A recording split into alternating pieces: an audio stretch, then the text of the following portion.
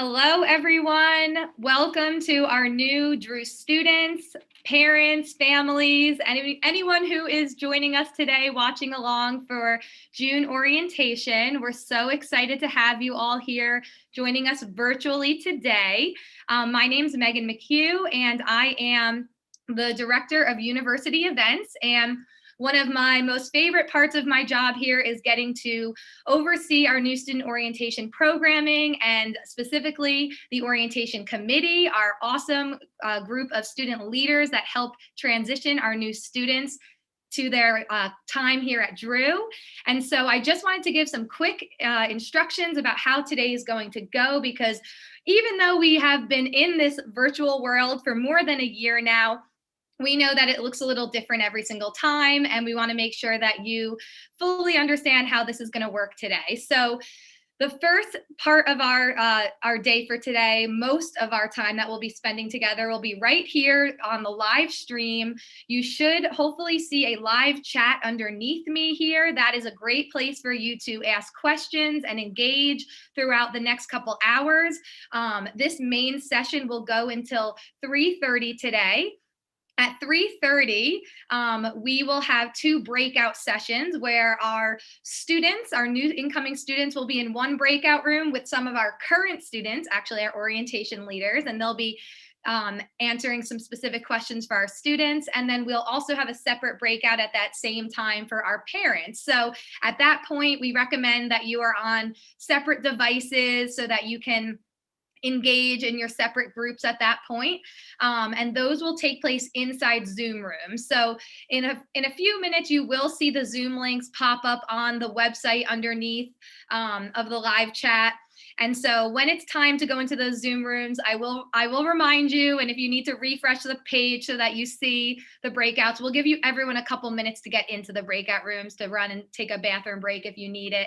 And so that'll be from 3:30 to 4, those two separate breakouts. And then that's when we start to wrap up the afternoon for June orientation. And at that point, at 4 o'clock, we'll be offering some optional sessions. So these are sessions that you can absolutely go to if you're interested and want to get the specific information.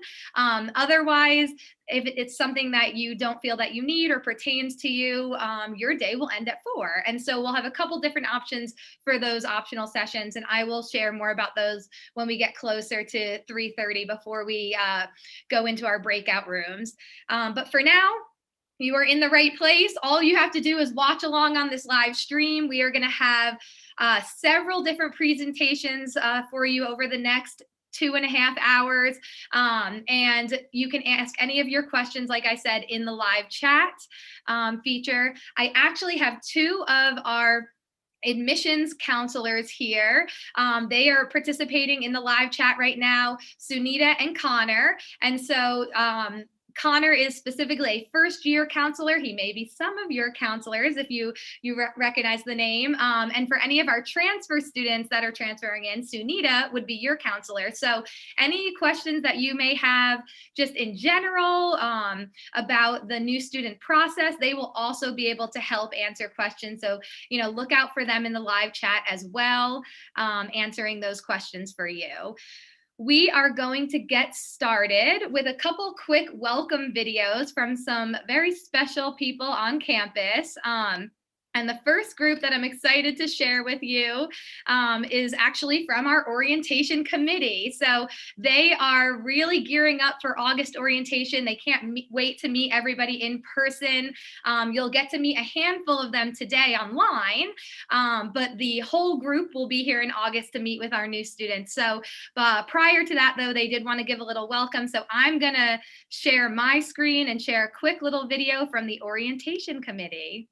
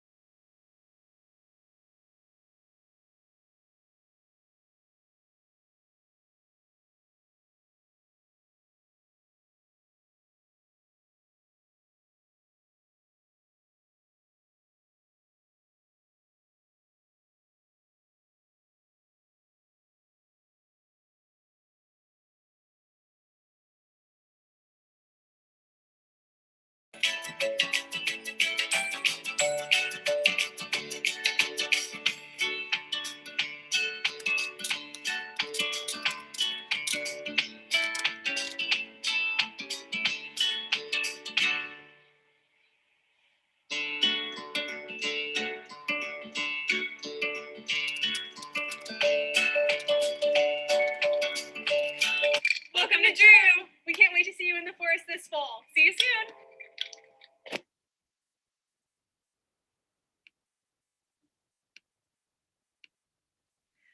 All right.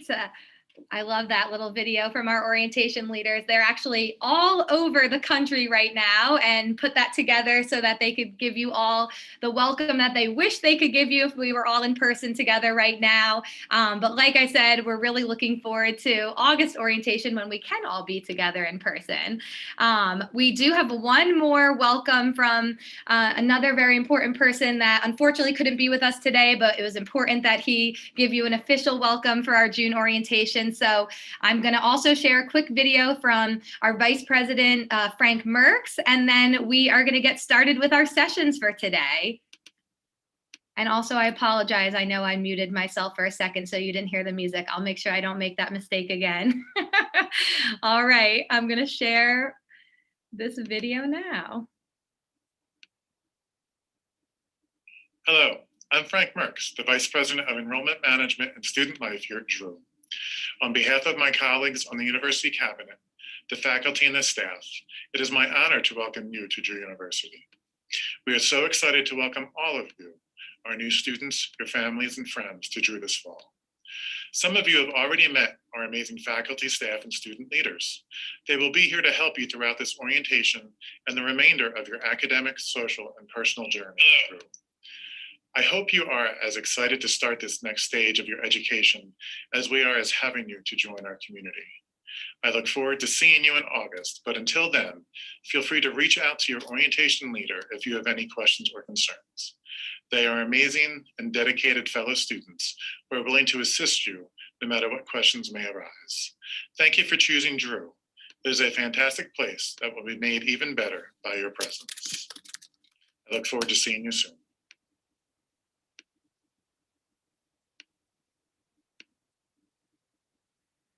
All right. So now that we have our welcomes out of the way, we are going to get into the meat and potatoes of our afternoon. And so I am going to turn it over to Shannon Mills. She is one of our orientation coordinators, our student coordinators, and she will be moderating our first session. So take it away, Shannon. Hi, everyone. Welcome. I'm trying to make it so I'm not so pale. I'm so sorry. Hi, welcome to orientation. So Megan gave me a little intro. My name's Shannon. I am one of the orientation coordinators. So I'm very excited to see you all here. And then if our panelists, if you guys all want to turn your cameras on now. So we have some lovely student leaders here. We're going to talk to you about student perspectives on Drew's campus. So I kind of thought of some questions I wish I had asked as an incoming first year student. And then they're going to give us our perspectives. So if our student leaders just want to go one by one and introduce yourself with your name, your class year, major, minor, and then especially what you were involved in on campus. We can start with Rebecca because she's the first one that's on my screen next to me. Hi, my name is Rebecca. My pronouns are she, hers, and I am a junior on campus. And I am a social minor, law, justice, and society minor. And I am affiliated with Action Scholars. Awesome. CJ, you're next on my screen if you want to go. Yeah, that's perfect. Hello, I'm CJ. I am going into my second year at Drew. My pronouns are he, him. I'm majoring in media and communications and double minoring in both business and film studies. And I'm an action scholar, wellness activator, and a swimmer at Drew. Awesome. Thank you. Jihei? Hi, I'm Jihei. My pronouns are she, her. I'm a rising junior, and I'm a political science major and law, justice, and society minor. And I'm affiliated with student government, the Drew Roosevelt Network, and I'm also a Baldwin Honor Scholar. Awesome. Uriah? Hello, my name is Uriah. I'm a rising junior. I'm an art major and psychology minor, and I'm part of the rugby team at Drew. Awesome. Thank you. And then finally, Ryan? Ryan, I'm a rising junior. I'm an econ major and I play on the baseball team, and I'm also a Baldwin Scholar. Perfect. Thank you all for being here, everybody. So we're going to jump right into it with some questions. So like I said, these are just some questions I wish I had asked as an incoming first year student. So the first question I have for you all is, try to think about your first few days, weeks, or months here at Drew, and just talk a little bit about how you felt when the school year began. And then if you could just talk a little bit about something on campus, an activity, event, some type of resource that helped you feel at home. Do you want to give that one a shot, Jihei? Yeah. So if I'm being honest, I didn't have the best home to Drew transition. I was a little nervous and quite shy. So I wasn't very involved on campus when I first got there, but I luckily had a really good roommate who I became very good friends with. And my DSEM, my Drew seminar, first year seminar, also had a really good group of people. So just making friends within like your ready-made circles is really nice. And then when I became a sophomore, I joined the Drew Roosevelt Network. So joining clubs and finding like-minded people is always a good thing to do when you come onto campus. Awesome. Thank you so much for sharing that experience.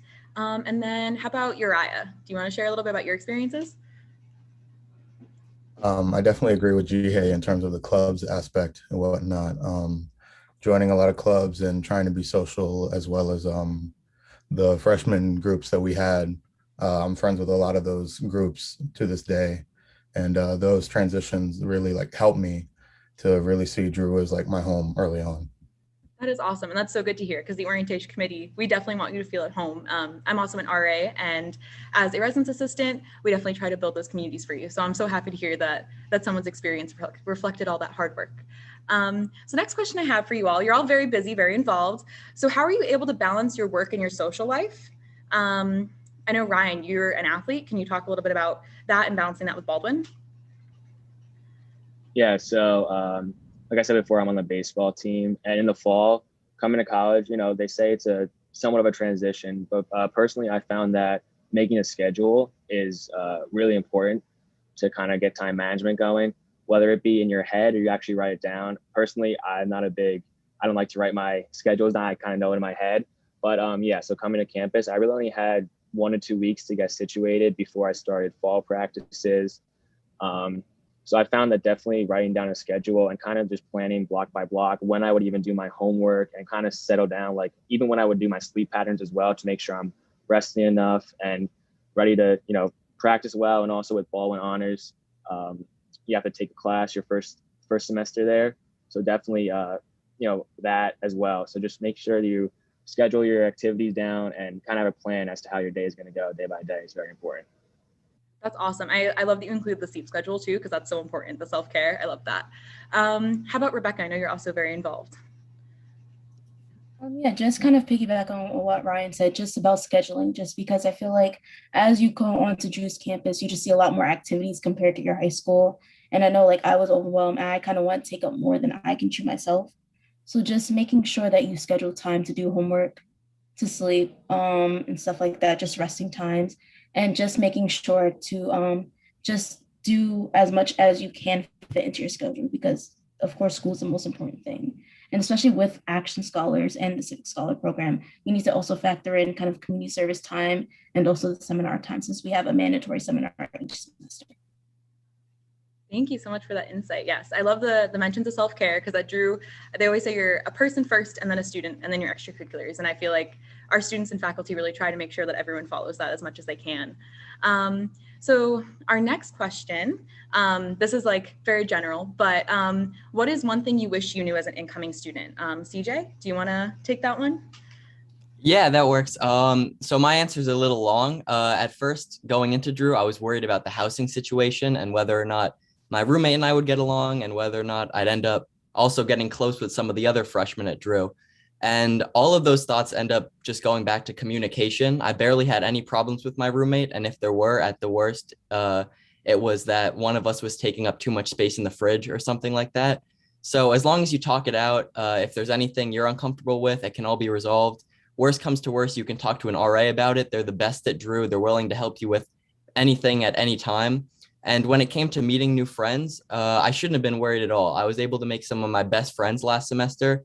And what's super cool about it is the people at Drew are from all over the world. So you can get all kinds of different perspectives that at least I was never able to get before. I grew up in New Jersey, and I hadn't really gotten too close with anyone not from the state until Drew. But now some of my best friends are from the other side of the country or New Zealand and London and so many other awesome places.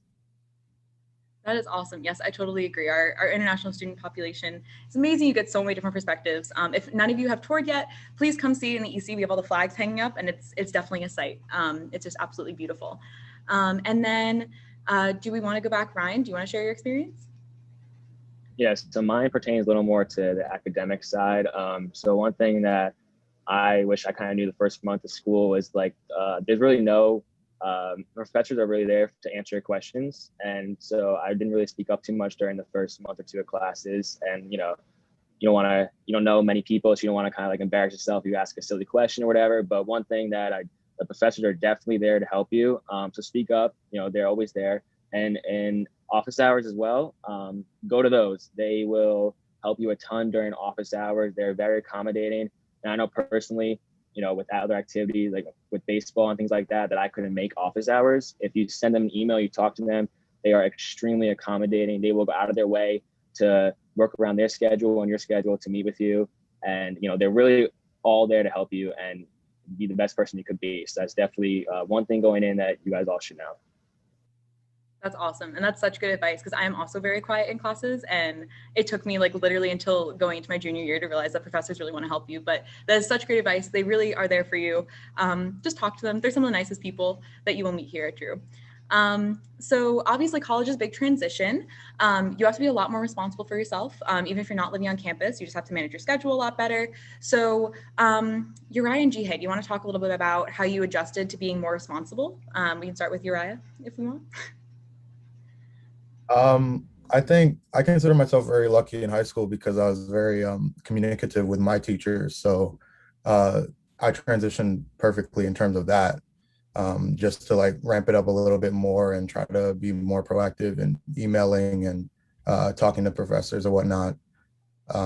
Because I would try to email as much as possible because, sometimes I might not get it in class. And so even trying to go to the studio or whatnot in the dojo, just being communicative about the hours that you put in and just speaking up like what Ryan said earlier. That's awesome. That's really good advice. Jihad, do you want to speak about your experience? Yeah, I feel like to echo what Becca and Ryan said earlier, holding yourself to a schedule is really helpful. I religiously use Google Calendar, and being able to visualize your schedule is really helpful. And also making lists for yourself, because then you can cross something out and you can visualize when you get something done. Also being able to give yourself a break when, even if your schedule's busy, is really important. It's important to just take 10 minutes sometimes after you complete a hard task, just so you don't get burnt out. That's awesome. That's really good advice. I love, again, the self-care, amazing. Thank you for those answers. Okay, so this is a fun one. So Drew is a beautiful campus, but specifically, what is your favorite spot on campus? CJ, do you want to take that one? Yeah, my favorite spot is definitely the Commons, just because I'm a swimmer, and after swim practices, me and the whole team last semester usually went there and ate dinner as a team, and it was just a great experience all around. And it's also where through wellness end up seeing those flyers and posters that there's always a conversation with someone to be had whenever you go. I love that. I also love the Commons. It's just such a good place to sit and hang out. I love that. I always say during my tours, I'm also a tour guide. I tell every family that comes to visit, you'll never leave hungry and you will never leave unhappy, because it is just a great place to be. Awesome answer. And then Rebecca, do you want to talk a little bit about your favorite spot? Yeah, so my favorite spot, I would consider it the dorm lounges. Mostly all of them, but especially the Welch dorm lounge at the bottom, because I lived in Welch my freshman year. And that's typically where you had the civic meetings. And we also had to do a lot of homework, study groups and stuff like that, just because the lounges are a great place that you can meet people, just because a lot of people are just chilling in the lounge. And honestly, if you just walk up to someone, they'll probably just talk to you. That's honestly how I met my friend group during orientation week. So I feel like the lounges are like a great, like nonchalant way to actually like talk to people and get to know people in your dorm. And also they give a really like nice kitchen that you can make different foods and stuff if you're missing home. So I love that. Yes. And the RAs, we all try to plan plenty of events so that people can just stumble upon them, even if they're not necessarily interested or didn't see our flyers, they'll stumble upon and hopefully participate. So it was really good. Thank you for sharing that. So my final question for you all is, what are you most looking forward to doing with the remainder of your Drew career? What opportunities do you see for yourself in the future? Just kind of talk about what you see for yourself the rest of your time here. So we can end the way we started. If Jihei and Uriah want to end us off, whoever wants to go first. I can go. So I'm here as a club leader, and I run a political club, and we're basically just trying to continue our momentum. I feel like as more students come to Drew, the newer students are more politically engaged than ever. So we're always trying to reach out to new members to join us. But academically, I've been doing more research with professors. So I would recommend linking up with your professors or just like becoming closer to them, because professors do recognize that and will ask you to do these special opportunities with them. So I guess just to conclude, to become closer with your professors, and Drew offers a lot of opportunities, and it's important to really take advantage of that. So I plan to take advantage of those more. That's awesome. We're also excited to see what you do. And for any incoming students, reach out if you have questions or want to be involved in the Drew Roosevelt Network. It's a great club. Uriah, do you want to finish this off? Definitely in terms of clubs, just enjoying time with rugby and having fun with that. But academic wise, I feel branching out and exploring different mediums in my major with art. My professor did a great job of pushing me to try new things. And so I definitely want to keep doing that and, exploring outside of my comfort zone. And, I would encourage incoming first years to try that as well early on, because you'd be surprised what you can do. That's awesome. Yes, Drew has so many different paths you can take. So definitely, if you're at all interested in anything, I think as all of our student leaders here encourage, just get involved. You're going to meet people, you're going to have great experiences, you're going to meet mentors. Well, that was my last question, but thank you so much to all of our student leaders for being here. You guys are amazing. And if any of the students watching right now, if they want to, we're going to have an optional session later for Adulting 101. So if you'll get a Zoom link for a breakout room, hop on that and we'll actually get to interact more because we'll be on a Zoom. But thank you all so much for coming. Thank you. Awesome. Thank you. I just want to reiterate, thank you all so much to our student leaders. We really have some all-star students here at Drew, which, as you all know, you are now as well. So I didn't really need to tell you that, did I? But we always appreciate hearing the perspective of our current students, who can really share it better than them. So we appreciate all of your time. That was such a fabulous session to start us off for the day.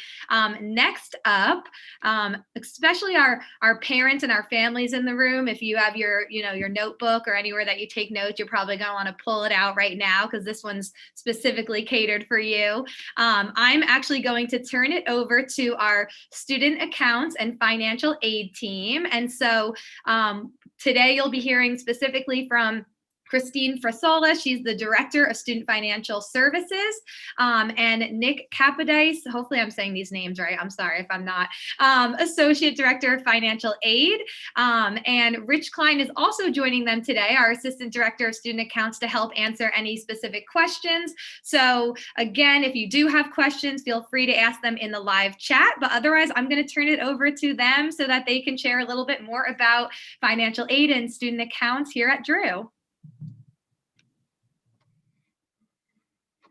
Thank you so much. Good afternoon. Hope everybody's having a great day and having a good summer. Like she said, my name is Christine. We're the Student Financial Services Department. We handle all things to do with the financial aid, the scholarships, your student accounts, your payments. We have a slide presentation. I'm going to share my screen for you. We're going to go through it. I'm going to jam a lot of information into a short period of time, but we've got references for you and websites, so we're not going to leave you with no information. So let's get started. All right. So at this point, can everyone see my screen? Let's see, share. How are we doing now? See my screen now? All right. So at this stage of the game, you've probably already met with financial aid. You filled out your FAFSA, you're looking into your grant eligibility, your loans, and you're figuring out your financial package. So right now you're finalizing your financial aid schedules and awards.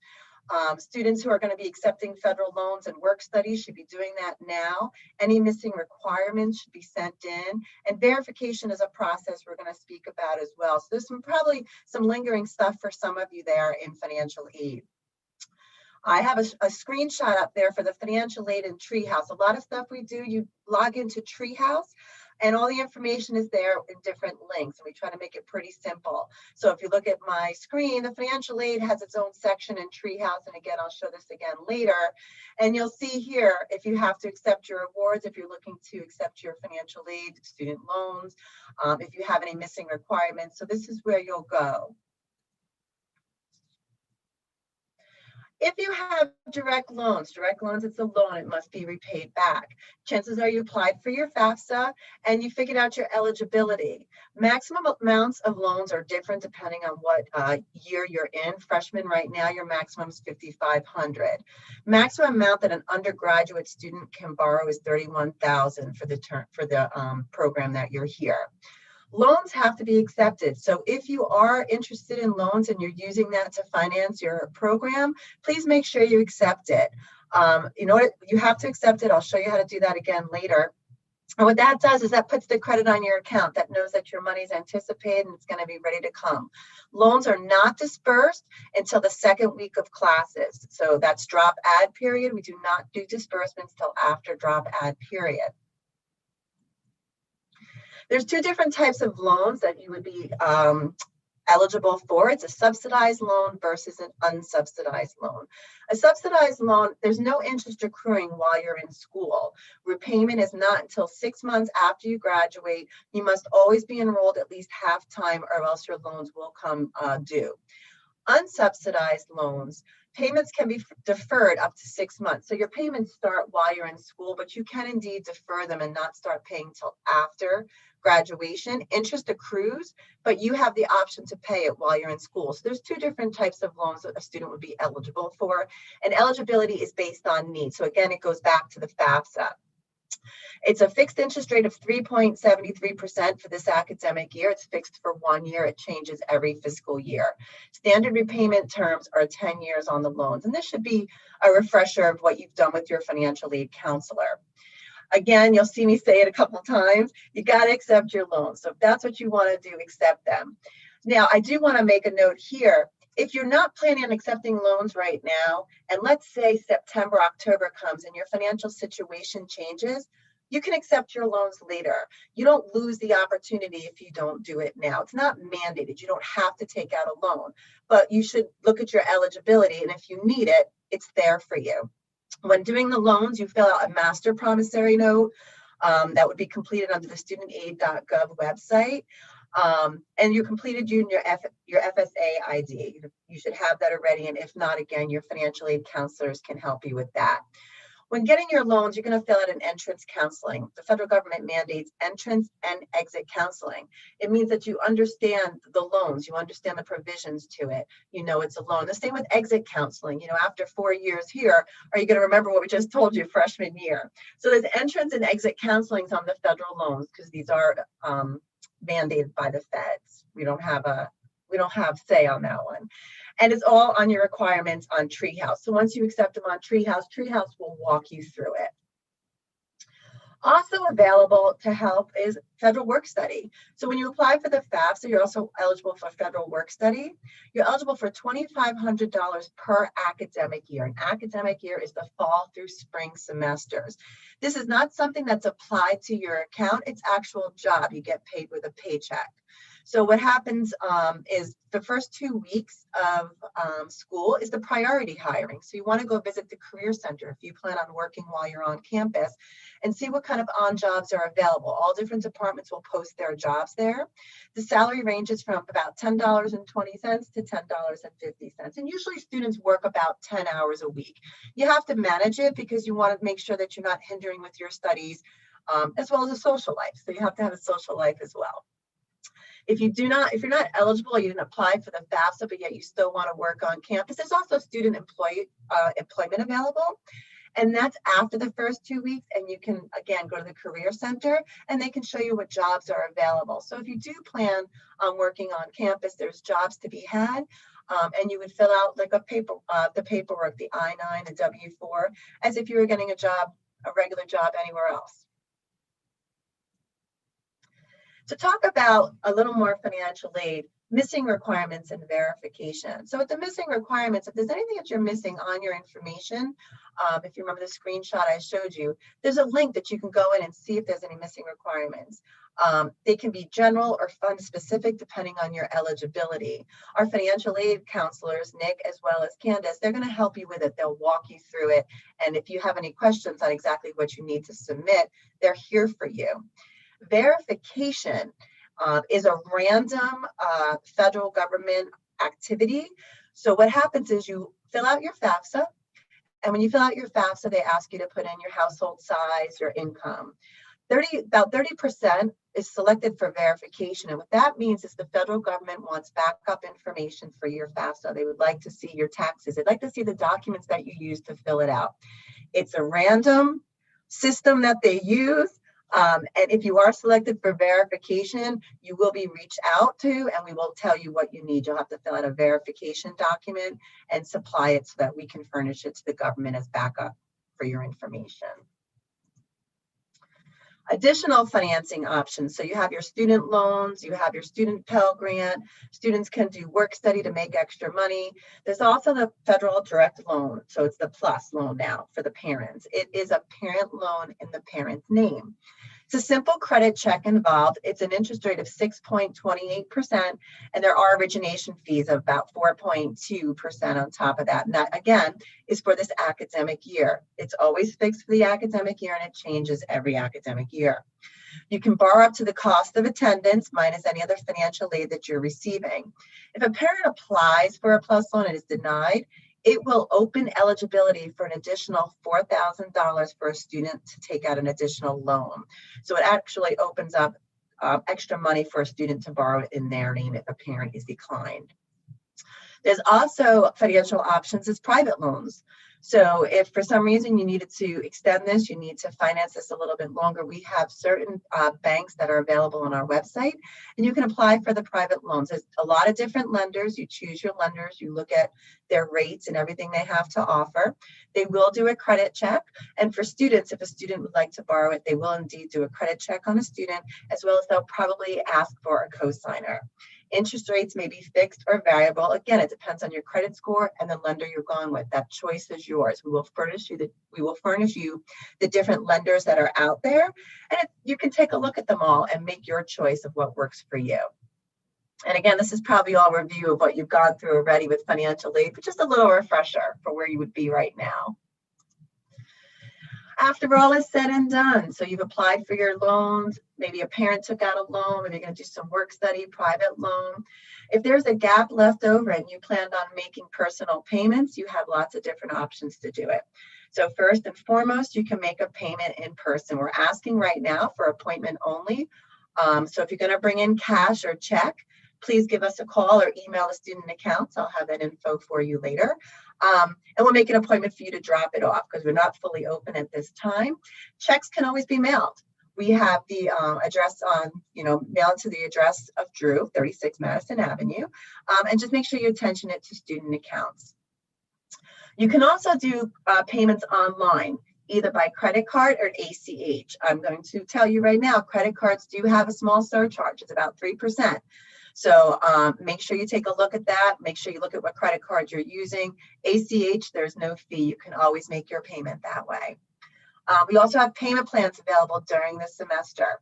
So there's 3 and 4 month payment plans available. There's a $40 setup fee. And again, you can set it up using debit, credit, or ACH. Again, debit and credit cards are going to incur a small surcharge. So the best way to do it is ACH for no payments.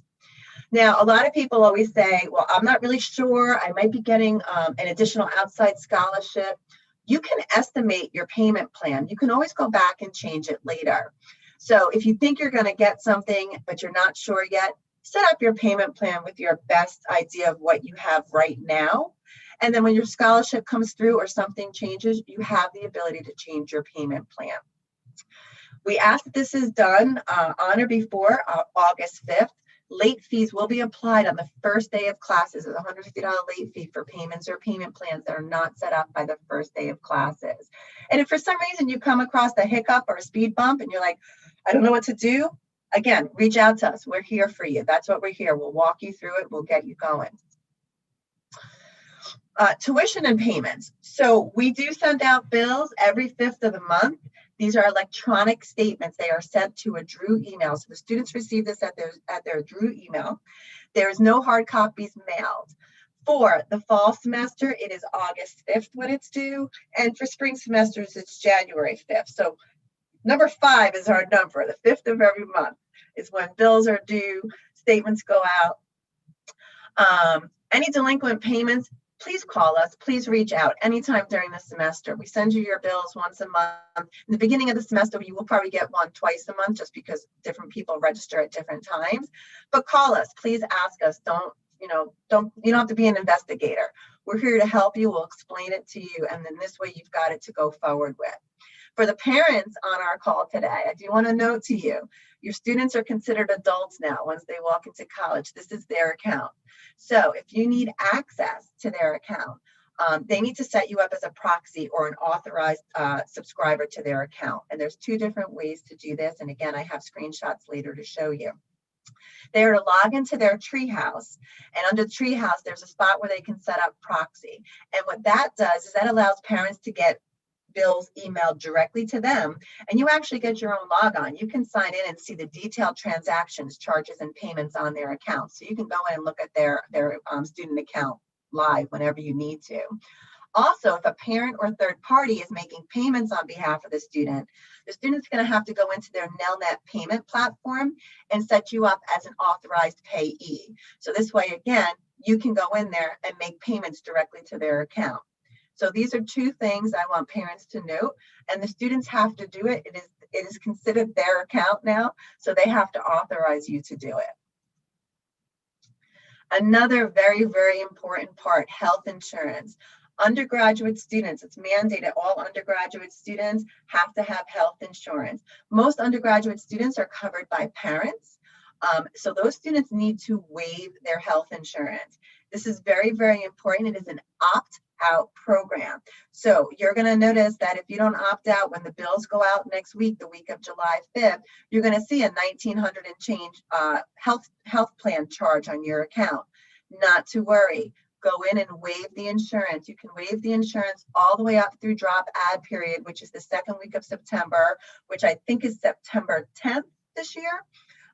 So you have time. It's not permanent. So you have 2 months, but the sooner you do it, the better. It's open now. You can actually waive it today. So if your student has insurance, have them log on and waive that health insurance, and you won't even see it on your bill next week. And again, I'll show you in a little bit. I think my next slide actually has it. I do want to point out failure to waive it will incur a non-refundable charge. Our health insurance is driven by University Health Plans. They're a third-party servicer, and they offer this as a convenience to our undergrad as well as our graduate students. But it is every academic year, every fall, and we will remind you. We send out emails. Trust me, we reach out. And to give you an example, this is what the Drew Treehouse looks like. So if you look over here, there's a corner that says My Account. It's the My Account box. You'll see right down here, waive or enroll in student health insurance. So you click on there. It's going to take you to the University Health Plan site. It's going to say, hi, how are you? Want to waive or enroll? Click on the waive or enroll link. There's 2 separate links. And if you're going to waive it, just make sure you have your health insurance information ready, because they'll ask for the name, the group number before you waive it through. And it's not too hard. And while we're in here, I'll show you the Nelnet Student Account Center. This is where your student will click, and that's where they're going to set you up as proxy if you're going to be making student payments. And when speaking of proxy, I'll take you to the other side of the page under personal information.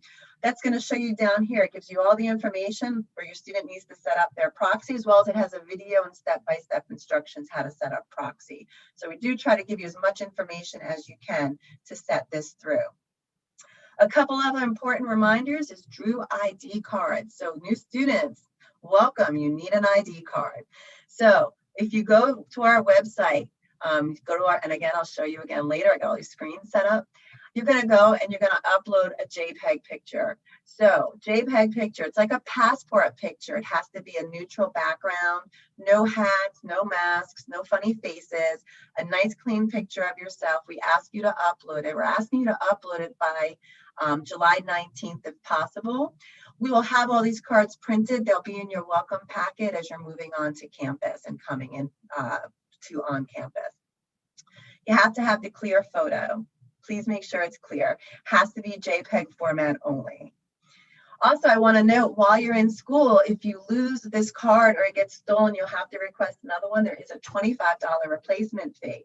However, if for some reason it breaks or it's not working, maybe the black strip, wore out, or if you had it in your pocket and you sat on it and you broke it by mistake, you can get a card replacement. You just have to, again, sign up for a replacement card, but we're going to ask you to turn in your old card and then you won't be charged the $25 fee. And again, you can find all this on our website.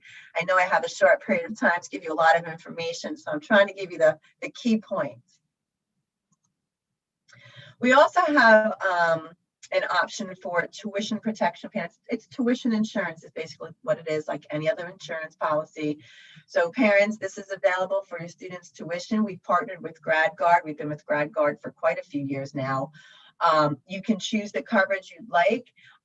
So if you feel it can assist in paying you if a student leaves for medical reasons after the semester begins, it's basically insurance for your tuition for unforeseen circumstances. We have this information on our website as well if you feel you'd like to take out insurance. Enrollment is only available prior to the first day of the semester. And you can go on and you can choose what kind of policy coverage you want. And also within there, it'll also bring you to our refund policy. So you can make an educated decision on, number one, if you even need it. And number two, how much maybe do you need and your coverage amount. So that's also, it's optional. It's just a service we offer. So on our website, there's a lot of information, a lot of stuff that I covered here. You can always reach out to us, of course, but we try to make it a little simple. So if you Google the Student Financial Services, when you go to the Drew University, put in the search bar, Student Financial Services. And when you click on our link, you're going to see you have two different sections here. So financial aid and student accounts merged this year for 2021. So we've merged our departments to be under one umbrella.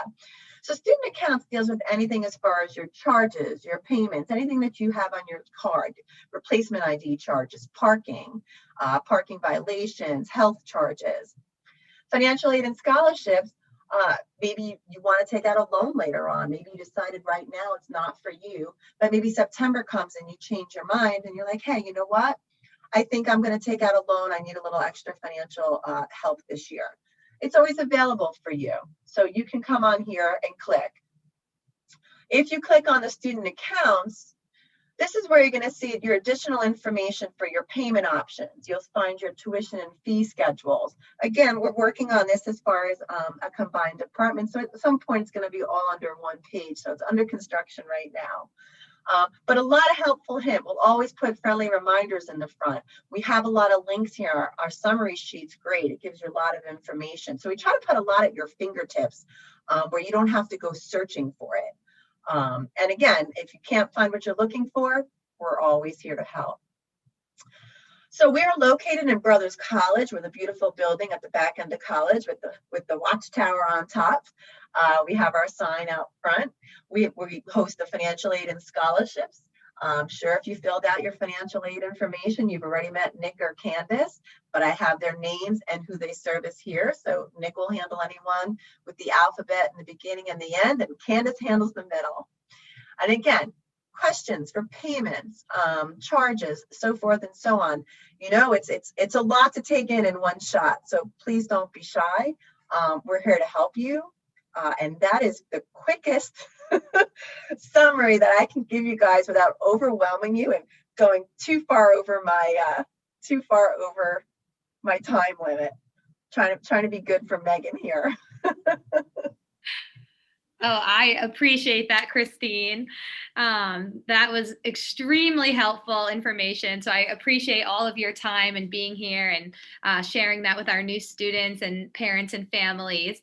As I mentioned earlier, if you do have questions in the chat, please feel free to ask them. I saw we had some in there and we were answering them. So if there is any additional questions, please feel free to answer. We'll try to get that information to you in the chat. And if it's anything we can't answer on the spot, we'll make sure that Christine and her team get them and we put you in contact to get that information as quickly as possible.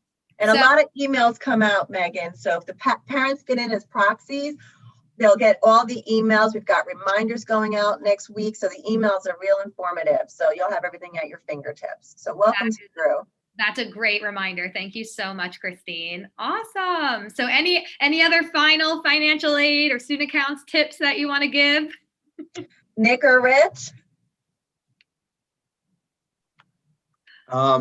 I think that was really, really good. But one thing I just want to encourage you is that, as Christine said, you have a financial aid counselor assigned to you already. So please reach out to us. We are here to walk you through the process. I know financial aid in particular is not something that you're really usually thinking about when you're looking at colleges. So we're here to help you through the process. Yeah, and I would add a couple of things. The notion of getting a parent or guardian signed up as a proxy on your account is going to be very important, particularly if they're involved in helping you make payments or involved in any of the student account issues you may have. Because without that proxy authorization, we're not going to be able to speak or email with them. So make sure you do that. On that note, email is our official form of communication. So make sure you're monitoring your emails. If you see an email come through from the student accounts office, please do read it. We try not to be frivolous in the information that we send. And if it pertains to you, it's important that you read it and get back to us. We often, when we encounter problems, is when students got emails and thought they didn't apply to them and just never read it. Even if you think it doesn't apply to you, if it's from our office, please do read it. Thank you. Awesome. Thank you all so much. I can't stress enough how helpful this team is for you during this transition. So please take advantage of them. Email, set up one-on-one appointments, whatever you need, they're here to help. So thank you all so much for your time today. This is a wealth of knowledge. And next up, we are going, yay, goodbye, thank you. Next up, we are going to transition to the inside the classroom experience for our first year students. I'm very excited to be joined today by two of my favorite members from the faculty department, and I think they will quickly become two of your favorites as well. So today we have Dr. Maria Masucci, Associate Dean for Faculty in Arts and Sciences, and Dr. Jill Sermiel, our Director of First Year and Transfer Advising. And like I said, they're going to tell you everything you need to know about what that first year experience inside the classroom is like. So Jill and Maria, take it away. Thank you, Megan. Do we have screen sharing, or do you have? Are you going to put that up for us? That they are able to, that Jill's able to share her screen, Sean, because they are going to share some very helpful resources. They have share screen. Yay! I'm almost there. I'm almost there, everyone. We're all still getting used to this, I don't know if we ever really will. That's why we can't wait for you all to be back in person with us in the fall, or many of you to be back in person with us. I'm always just very pleased, and I remember to turn my microphone on. So I feel like this is a success experience already. I'm sure those of you who've been spending your last year and a half on Zoom also can relate to that. So thank you for your patience as we get this set up. As Megan said, I'm Dr. Jill Sermiel. I'm joined by Dr. Maria Masucci, and we work together on lots of things, but for where that matters for you right now is on your summer advising experience and your academic transition to college. So what we're going to talk a little bit about, and some of you who are already well into your summer advising and registration experience, this will seem very, very familiar, but we're going to walk you a little bit through what the process is. If there's parents in the room who maybe are less familiar with the process, to give you some of that information, and then put that summer advising and fall registration experience in the context of the academic experience at Drew. So for those of you who have already met with a faculty advisor this summer, this looks very familiar to you. This is our summer advising process. In order to get started, you need to be logged into your Drew account. So I know some of you have reached out to first year advising because you had trouble accessing the forms. If this is still where you are in the process and you're about to start completing those forms, if you're getting a message that says you can't access them, it's probably because you're accessing it through your personal email, your Gmail account, instead of your Drew email. So if you log out of that, log into your Drew email, you should have no trouble. And that Drew email information is available in your acceptance letter. It's how you've accessed other parts of the system. It's how you signed up for summer orientation this week. So there's 2 forms that you will complete that will get you started and get you set up with a faculty advisor. One of them is a more general summer advising and course selection form. And what that form does is it asks you about your academic interests. It asks you about possible majors. If you are not sure what you want to major in, do not worry. Our curriculum is really designed to help you explore your interests, and students will often change their interests even if they have an idea about a possible major coming in. So it'll ask you about possible majors. It'll gives you a whole list of departments and programs and ask you about if you'd like to take courses in any of these areas in your first semester during any time at Drew. It asks you about foreign language experience, if you're a native speaker or if you've taken foreign language courses in high school. It asks about interest in music lessons, talks about placement test information, and we can talk about that. I'll talk about that in a minute. And then it also asks you some specifics about your schedule. Are you living on campus or commuting? Are you going to be a student athlete on campus? So do you have an off-campus job? Is there other information that we need to know in looking at the information and help you set up your best fall schedule possible? So once you complete those 2 forms, that's the first form. The second form is the Drew Seminar Preference Form, and we'll talk in a minute about what that means. That's where you're going to see a list of courses. We're going to ask you to rank your top 5 choices. Once you've submitted both of those forms, that puts you into our summer advising system. So once I get that form, I will assign you a faculty advisor. That person will reach out to you via email. So please, please, please be checking both your Drew email and your personal email account. And that person will introduce themselves and give you instructions on how to sign up for an advising appointment with them. And signing up for the advising appointment is what really gets the fall registration process started. Faculty will have put together a draft of a fall schedule for you to look at, talk to you about your interests, fine-tune what your courses will be, and ultimately help you get registered for the fall semester. You may be asked to take placement tests, and not every student needs to take a placement test. Our placement tests are for foreign languages, for chemistry, for mathematics, if you are interested in taking some of those courses. That information is linked in the portal. It's linked on the summer orientation page, and it's easy to find that information to do those placement tests. And then as you are in the process, and even after the process is finished, what we want you to do is make sure you're continuing to check your Drew email. There may be updated information about your schedule. There will certainly be updated information coming from orientation and student engagement that will give you more information about what you need to do for the summer. I want to take a moment to talk about the first year experience, and then I will turn it over to Dr. Masucci, who will help you put all of this in the context of your academic experience at Drew more broadly. So in the first year experience, there's 2 courses that all incoming first year students take. One of those are the Drew Seminars, which I just mentioned, and I'll talk about that in a minute. And the second is Drew 110, which is a course you'll take in the spring semester, and that's called the Launch Workshop. So one of the things that's really important for us about working with students coming in their first year is about helping you integrate the academic and the co-curricular components of your educational experience and really immersing yourself in the Drew community. The first place you'll do that is in the Drew seminar. So the Drew seminar, we have about 25 Drew seminars that are offered in the fall semester. They are all taught by full-time faculty from across the university, from across departments. They are all focused on topics and special areas that are near and dear to faculty hearts. So we have a course this year, for example, from Dr. Breanne Barker, whose name may be familiar to some of you. She's really gotten some national recognition for her work in virology, and she's doing a course on exploring pandemics. We have a course from one of the directors of our business program called Why We Buy: The Science of Shopping. I won't put in too much of a commercial for my own course. I do one on the psychology of Harry Potter. So you can see we've got an incredible range and breadth of experiences, and you will be placed into one of your top 5 choices. That course not only serves as kind of an anchor course for you, it also serves as your college writing requirement. So lots of colleges teach college writing as an English composition course. And we're really committed with writing instruction to teaching what we call writing across the curriculum. And so this writing course, which fulfills one of your college writing requirements, is grounded in an academic discipline, in an area you're interested in, and with a full-time faculty member who has done special training to teach those courses.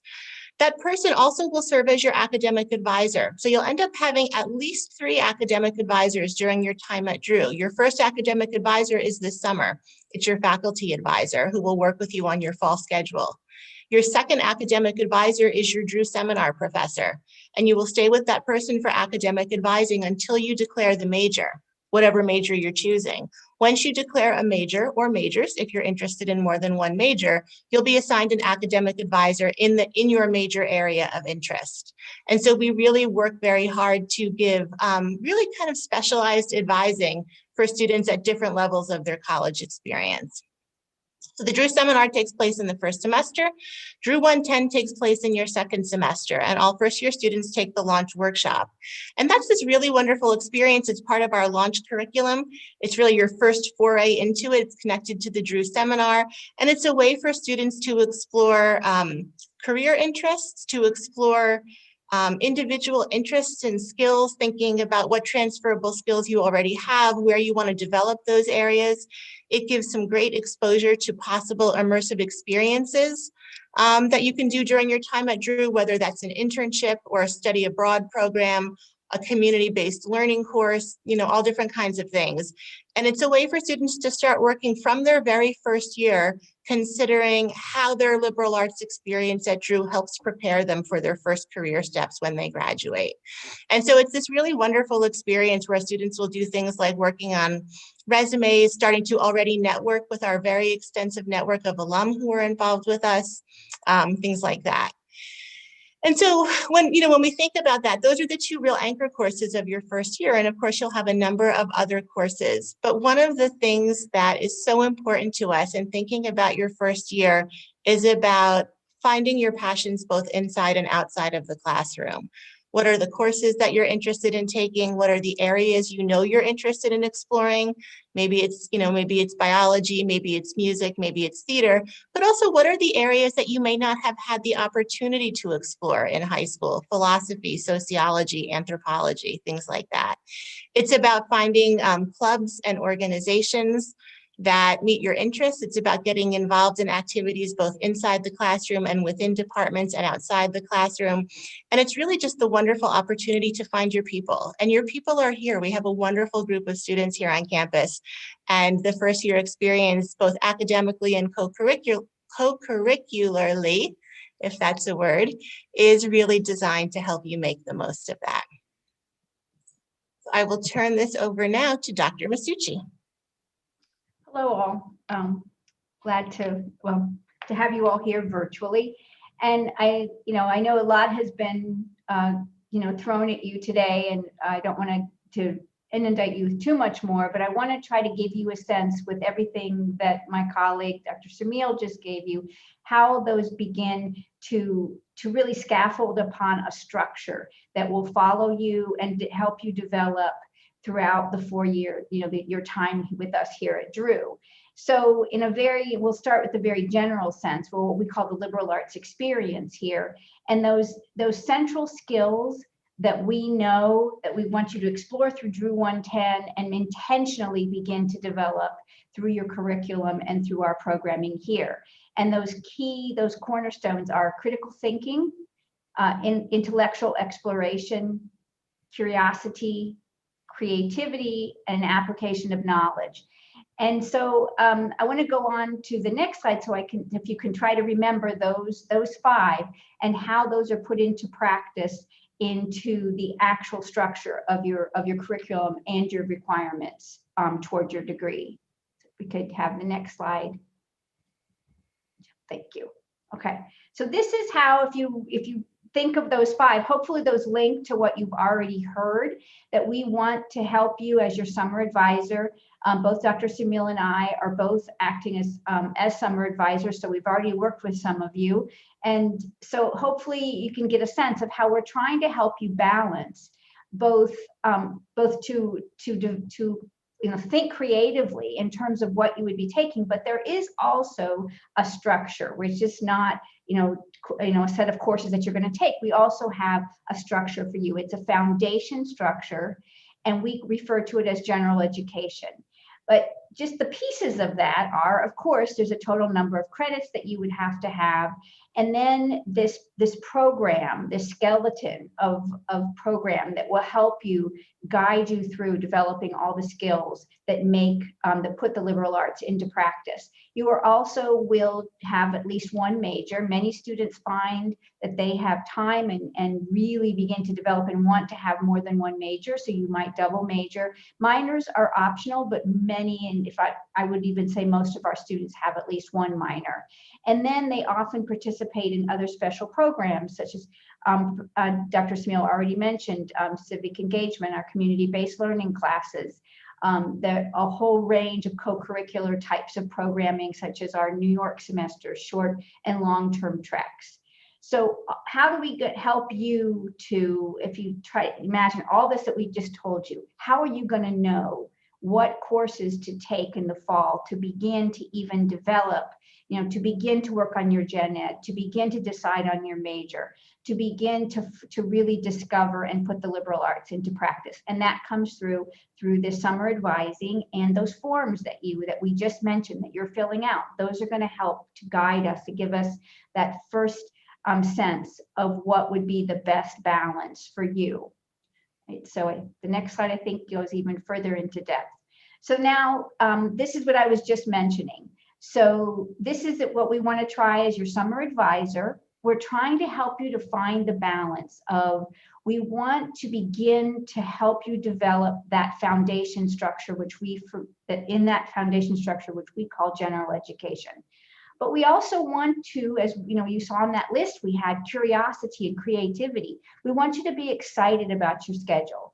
So we want to start to get you on track, okay? But we also want to help you to explore. So that is what your summer advisor. Be sure that you express your dreams, your interests, your goals with them. It doesn't have to mean that you know what your major is, but just the things that you think you might want to explore, but also then they could suggest to you other things you never even thought of, and what we refer to as your out of the box class. So the backbone that we're going to help you start on that path, as we said, will already be your Drew seminar. Your second semester would be your launch workshop.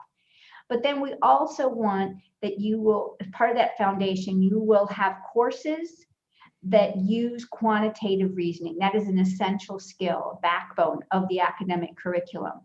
We also will find it extremely important that you and all students have questions and look at issues of diversity, have a sense of global awareness. We call those our diversity courses, and we expect that you have at least one that looks at the domestic side, and other that has a more global perspective. And then we do have a foreign language requirement, and that once again has to do with what your past experiences is, whether you have prior experience with a language, or you're a native speaker of another language. You may need a placement test, and that's what you would discuss with your advisor. And finally, as the real backbone of the liberal arts is that we want you to have a breadth of knowledge, to have had experience, at least with the types of reasoning, the type of issues and questions and the explorations that take place in the different academic disciplines. So those would be the natural sciences, the social science, humanities, arts, interdisciplinary. And then a sort of crowning usually late in the sophomore year, sometimes earlier, but definitely by the junior year, students will begin to explore and put into practice all their Drew experience and learning into immersive experiences, which, as we mentioned, could be internships, could be some of our off-campus programs, or other types of programming. So this is a lot, and we don't expect you to remember all of this, but this is what your summer advisor is there to help you with, is to find a balance of a course. Maybe it's a course you're interested in business. Well, there are cornerstone courses in social science, which are the foundation courses for any of our business programs. There you would have your breadth of knowledge. Your social science course would then be taken care of, but at the same time, you would be exploring your possible major. So all of this is integrated together, and that is what your summer advisor will help you, is how you'll be able to integrate the courses that you choose to help you develop ideas of what might be a major path. Try to think of something that would be an out-of-the-box class to help you explore that sense of creativity and curiosity, and put it together with your DSEM as your package for the first semester and then planning beyond. So that is the end of our highly choreographed, very prepared presentation for you. Some of that information was very familiar. Some of that may be new information. We have our advising email. So this is the fyadvising@drew.edu is the email that both Dr. Masucci and I monitor. Once you are working with your faculty advisor, that person is a great person to ask specific questions about. But if you're having trouble with forms, if you're not sure where to go, if you've got more general questions about different requirements or AP scores or things, things that you might be wondering about how it fits in with your Drew education, that email is a great way to get in touch with us. If we're not over time, we may have time for some questions. If we are over time, if your questions have not been answered in the chat, then I'm sure Megan will pass those on to us. We do have some extra time. So if anyone does have questions, I do want to encourage you to ask them in the chat now, especially while you have our faculty members here who can answer them in live time. So while we wait to see if anyone has some questions, because there is a little bit of a lag for us between our live stream and us actually talking here, I'm going to give us a little breather. I actually have a quick video I'm going to share from the bookstore that just shares some of the resources that the bookstore provides to you during your Drew experience. And fun little fact, you're also going to get a coupon after this to the bookstore, a virtual coupon for like 30% off of an item, which is like a really nice coupon. I was very impressed by that.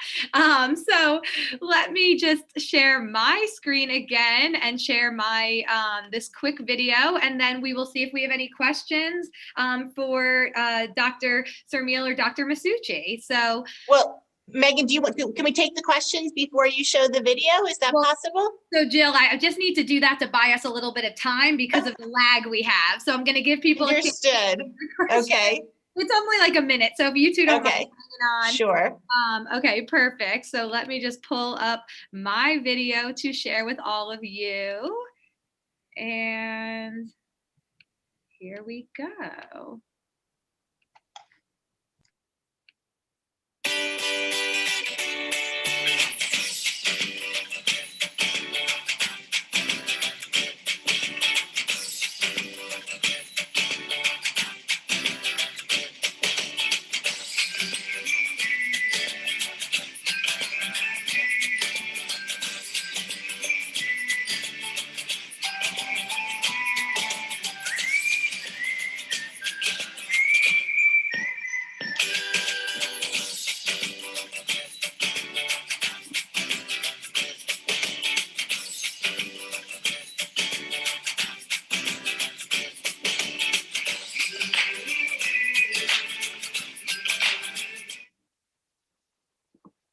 All right. So like I said, we will be sharing a 30% off virtual coupon to the bookstore via email with all of our students. After the conclusion of orientation, you'll get an email by the end of this week with that. So let me see if we do have any questions in the chat. I do see some, yay. So Jill and Maria, it looks like one of our questions, which professor teaches the DSEM Emile to Emily in Paris? Hopefully I'm saying that right. That is Dr. Marie Pascal Puretti in the French department. Fantastic. Now I feel like it's a quiz. All right, give us another. We've got this, one for one. You two are good at this, so. Okay, next one, and you may have mentioned this, but for anyone who didn't maybe hear it before, when will our new students hear from their summer advisors about selecting their courses for the fall and all the important things they need to do for that? So the way that you get placed with a summer advisor is by making sure you complete those 2 information forms. This advising and course registration form with all of the general information, and then also the Drew seminar preference form, which asks you to read through and rank those 5 choices. We've got sort of a somewhat complicated computer system, but essentially what happens is once you've completed those forms, you get automatically put into our system. I will see that information and I will assign you an advisor based on that. So there's sometimes maybe anywhere between 1 and 4 days is kind of typical for there to be some turnaround time for people to get assigned an advisor. So you should be hearing from an advisor fairly quickly after you filled out that form. If you filled out that form and have not heard from someone, you can certainly email us at fyadvising@drew.edu, but I would ask that you give us a couple days in the system to make that happen. It may not happen 10 minutes after it might happen 10 minutes after you filled it out, but it's probably going to take a little bit longer than that. Perfect. Thank you so much. Another question that we have in the chat is, what would you both consider to be a lot of credits for a semester? So maybe a heavier credit load for a student, a new student, starting at Drew. I can go ahead and take yeah. that one. Yes. So if you saw on one of the slides I had, it was your total number of credits to graduate is 128. If an average student would stay with us for 8 semesters, two semesters per year, 4 years. So that would be 16 credits. So we are on a really standard, pretty simple what we call a 4-4 schedule. So an average course load for a student would be 16 credits, 4 classes. Majority of our classes, except for special ones like physical education, dance, theater, some of those are 2 credits, but the majority of our classes are 4 credits. So that would be 4 classes, 16 credits. That said, students do sometimes take up to 21. That is a flat tuition rate, so you can take up to 21. But we really do not encourage students their first semester to take more than 16 or sometimes 17, depending on if you're an honors seminar or if you're in a civic engagement seminar. You might be at 17 or 18 because of those additional meetings that you will have for those special programs. But we would not encourage students to take 5 classes, 5 full-credit classes. That is really a heavy load. You have a lot that you need to just get everything underway that first semester. So the average load would be 16, maybe 17 or 18 credits. That's what we would advise. Fantastic, thank you. We do have a question. How will it work with summer advising if a student has a double major? Will anything look different? Really, no, right? So you'll still be, and again, so we have students who are interested in more than one major. Some students are fairly certain about that. Some students are unsure and may just be considering various majors. When Dr. Masucci talked about the way we kind of work with students to plan classes, we want to make sure that students in their first semester, that your courses are going to allow you to explore areas you're interested in, maybe venture into some new areas, but all of those courses are going to help you make progress progress toward those 128 graduation credits. So for example, if a student has indicated that they might be interested in biology and international relations as possible majors, their summer advisor will have all of that information. Again, these are tried and tested faculty advisors with lots of experience who don't just advise in the summer in their major area of expertise, but are really excellent at working with first-year students who are exploring different areas. And so it doesn't mean that that every course you're taking is necessarily going toward a major, but you'll have that conversation with your advisor and most likely have a course in one or more of the areas that you are considering. So that's a conversation to have with your advisor, but if you filled that information out on the form, your advisor has all of that information even before you've met and is taking that into consideration in drafting a schedule. Awesome. We still have some more questions coming in. This one, I'm curious. If we don't know the answer to this one, we can definitely find out for Patrick, who's asking, but do we know the service commitment time for an Action Scholar? So what we know, two things about we know a lot of things about the Action Scholar program, but two things that seem relevant about the Action Scholar program is one is that all Action Scholars will be in a 2-credit seminar in the fall semester that's going to meet on either Tuesday or Thursday morning. And so there's some hours associated with that. But then Dr. Masucci, correct me if I'm wrong, I think it's 100 hours over the course of the year. And that includes a variety of experiences that are structured for Action Scholars. It includes experiences that Action Scholars are involved in developing to do service on campus or service off campus. And that's all worked through with with Amy Koretz, who's the director of the Action Scholars program. And so they have ways of sort of tracking and monitoring those hours with students to make sure students are accumulating those hours. But that's across, I believe that's across the first year. Does that sound right? Yeah. Oh, see, I told you both. I knew you were going to pass every quiz thrown your way. Okay, so next question is, how does a student know what general ed requirements each course completes? So for example, a history course that covers your quantitative requirement. Mm-hmm. So during the advising session, if we can definitely put the link in the chat if Dr. Smil would help us, but while I'm explaining, but we have what's called the dynamic schedule, which your advisor most likely has guided you to. And that is it can be a daunting list, but I always say use Control F or Command F to create a search box because it'll let you go through faster. And that has all the information. You can link, it's all the courses that will be offered in the undergraduate curriculum for this fall. And right when you bring up, so if you do a Control F for History 101, right, it will bring up the history introductory class, and it will tell you right there what general education requirement that course fulfills. It will tell you if there is a prereq. It will tell you how many credits it is. It will tell you who is the instructor and what time it's being offered. And it will also have a link to the bookstore, which will take you, if the instructor has submitted their book orders, it would also take you to the bookstore separate site where you could look up the textbooks for that course. So it's, that's what we call it dynamic because it has all of those live links, and it will tell you all of that information about what gen ed the particular course will fulfill. And there's a second way, and this will be a little easier once you've met with an advisor. So all students have access to what is essentially an electronic version of a transcript.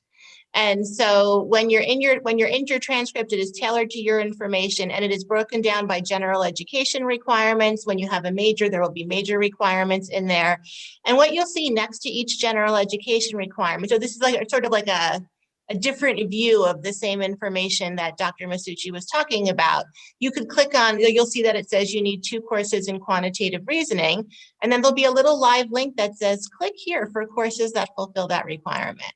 And so you'll be able to go through that list of courses and see any of the courses that are offered in the fall semester that will fulfill that particular requirement. Now, not all of those courses are appropriate courses for an incoming first-year student. So there might be an upper-level chemistry course, which is totally appropriate if you're a chemistry major, but not necessarily appropriate as you're just getting started.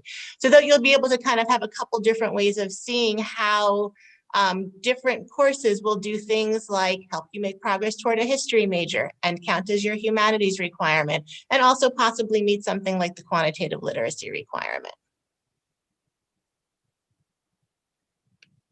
Fantastic. All right. I think I'm seeing maybe just one more question in the chat that hasn't already been answered by one of our fantastic counselors. So can a student without a COVID vaccination this coming semester study at Drew?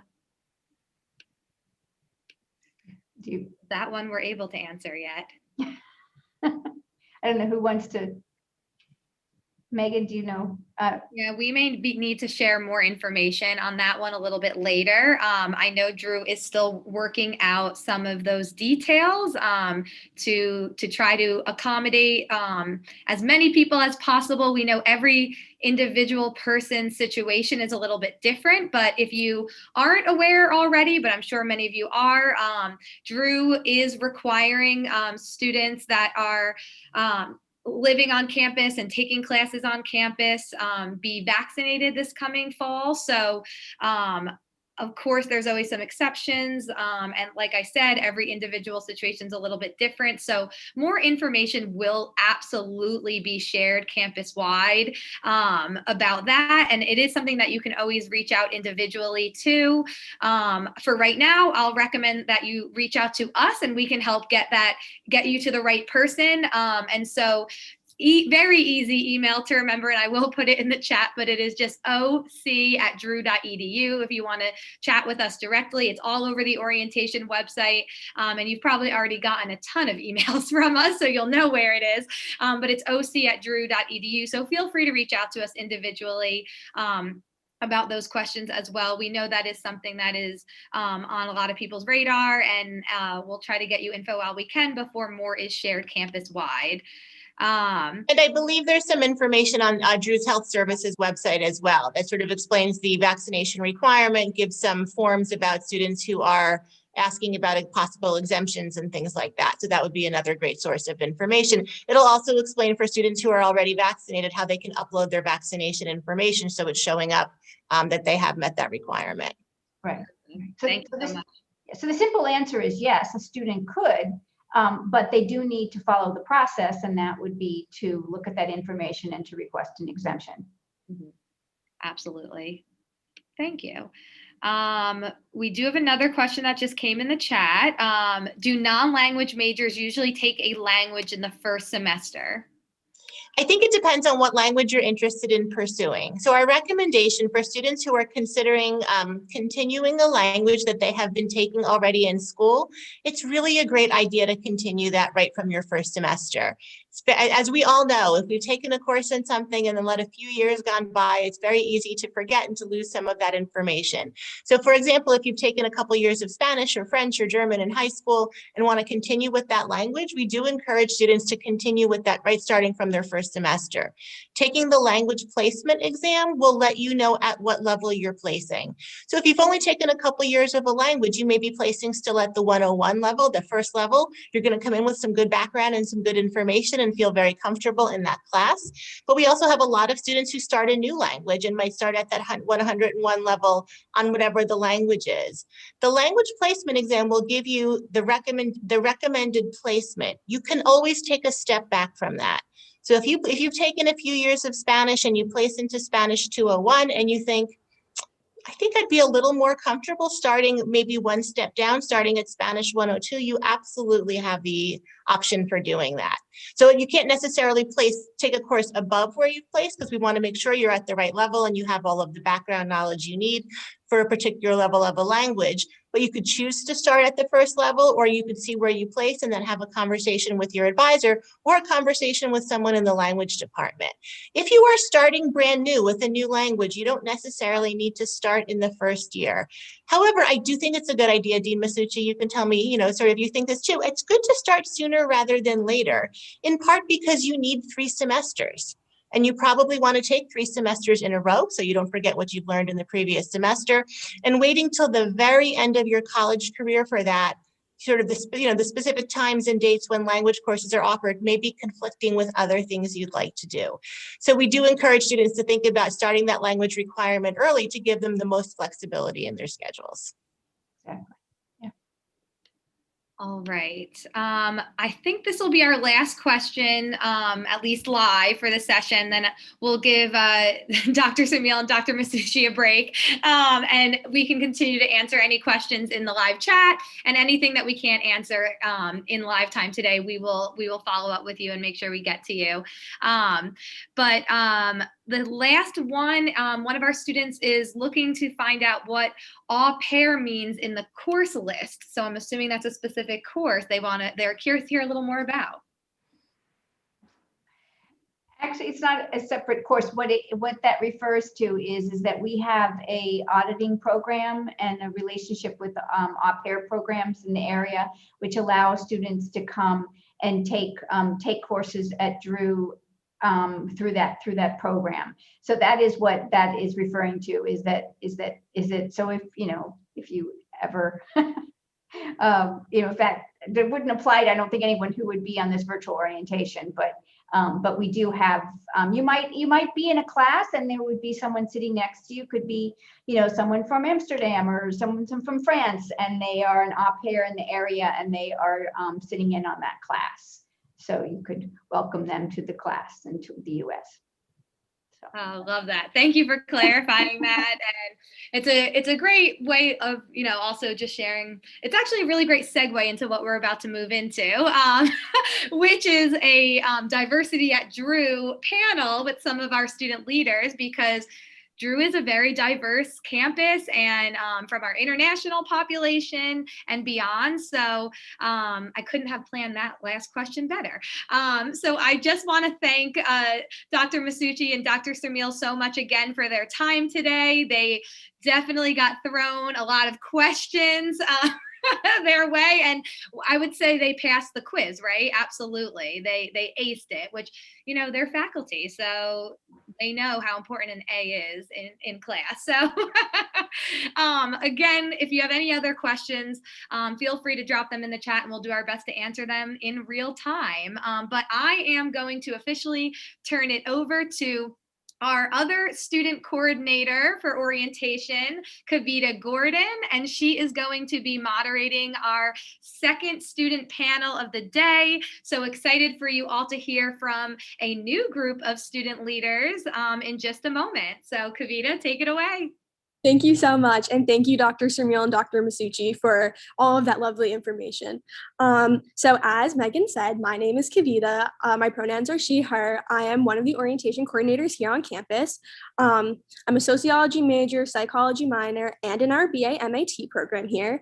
And I am going to be a senior in this upcoming academic year. So first, I'm going to have all of our students introduce themselves. So if Fernando, you want to go first. Hi, can you hear me? Yeah. Okay, good. Hi, everybody. My name is Fernando. I am going to be a senior. Yeah.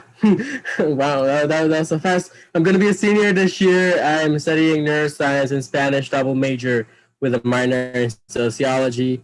I've been in RA for the past 2 years.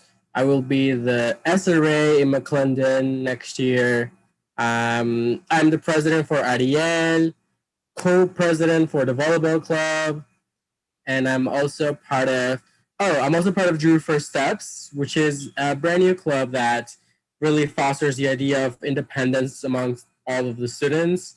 And along with that, I'm also part of, I probably forgot, but there is something else that I'm forgetting. If anything, I'll just throw it in the chat. It's a pleasure to be here, though.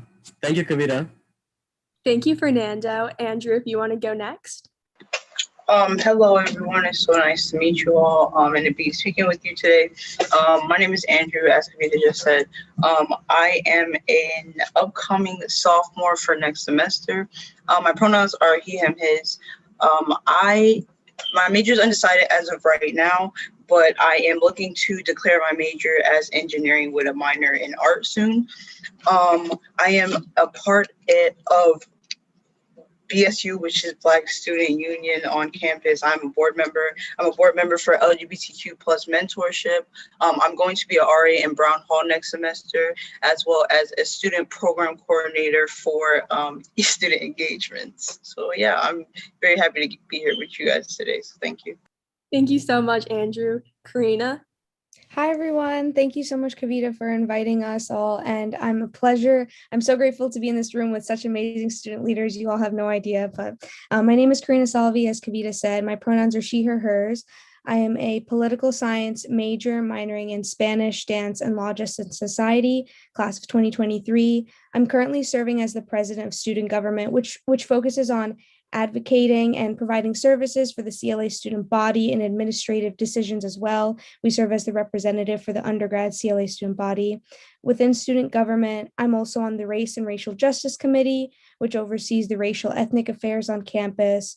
And I also work as the undergrad assistant for internship management at the Career Center. And like all the student leaders here, I'm part of other clubs as well, but just grateful for the opportunity to be here. And I'll link some resources as well from student government if you have any questions. Thank you again, Kavita. Thank you so much, Karina. And finally, Robbie. Hi, I'm Robbie. I'm a member of the class of 2024, upcoming sophomore. My pronouns are he, him, his. My major, I'm probably going to double major in media and communications and marketing. And I'm involved in student government. I'm a senator, and I'm the dining concerns chair of Student Gov. I'm an event coordinator in student engagement along with Andrew. And I'm an RHA representative, and I'm an orientation leader. Awesome. Thank you all so much. So we're going to head into our first question. In your own words, share what you think makes Drew a diverse institution. So Karina, if you would like to kick us off. I think that's a very big question. I think my answer is going to be definitely the students themselves, because obviously, like Megan touched on, we do have a large international student population, but also the students themselves. They utilize the resources at Drew, and they take the chance and opportunities to help amplify not only BIPOC voices, but also LGBTQ, TGNC voices on campus. And they help initiate organizations and clubs like I'm sure other club leaders here will touch on, like SASA, the South Asian Student Association, and DASA. They contribute to the environment at Drew and the ever-growing diverse population by organizing events, providing food, cultural options, making them feel at home, making them feel like their community is welcome at Drew, but also like definitely the classes as well that Drew provides, especially Professor of Dance Kimani Fallon teaches the Afrofusion dance classes. And this semester, the department is providing salsa classes. So if anyone's interested, definitely take a look. Thank you so much. Fernanda, would you like to answer that question as well?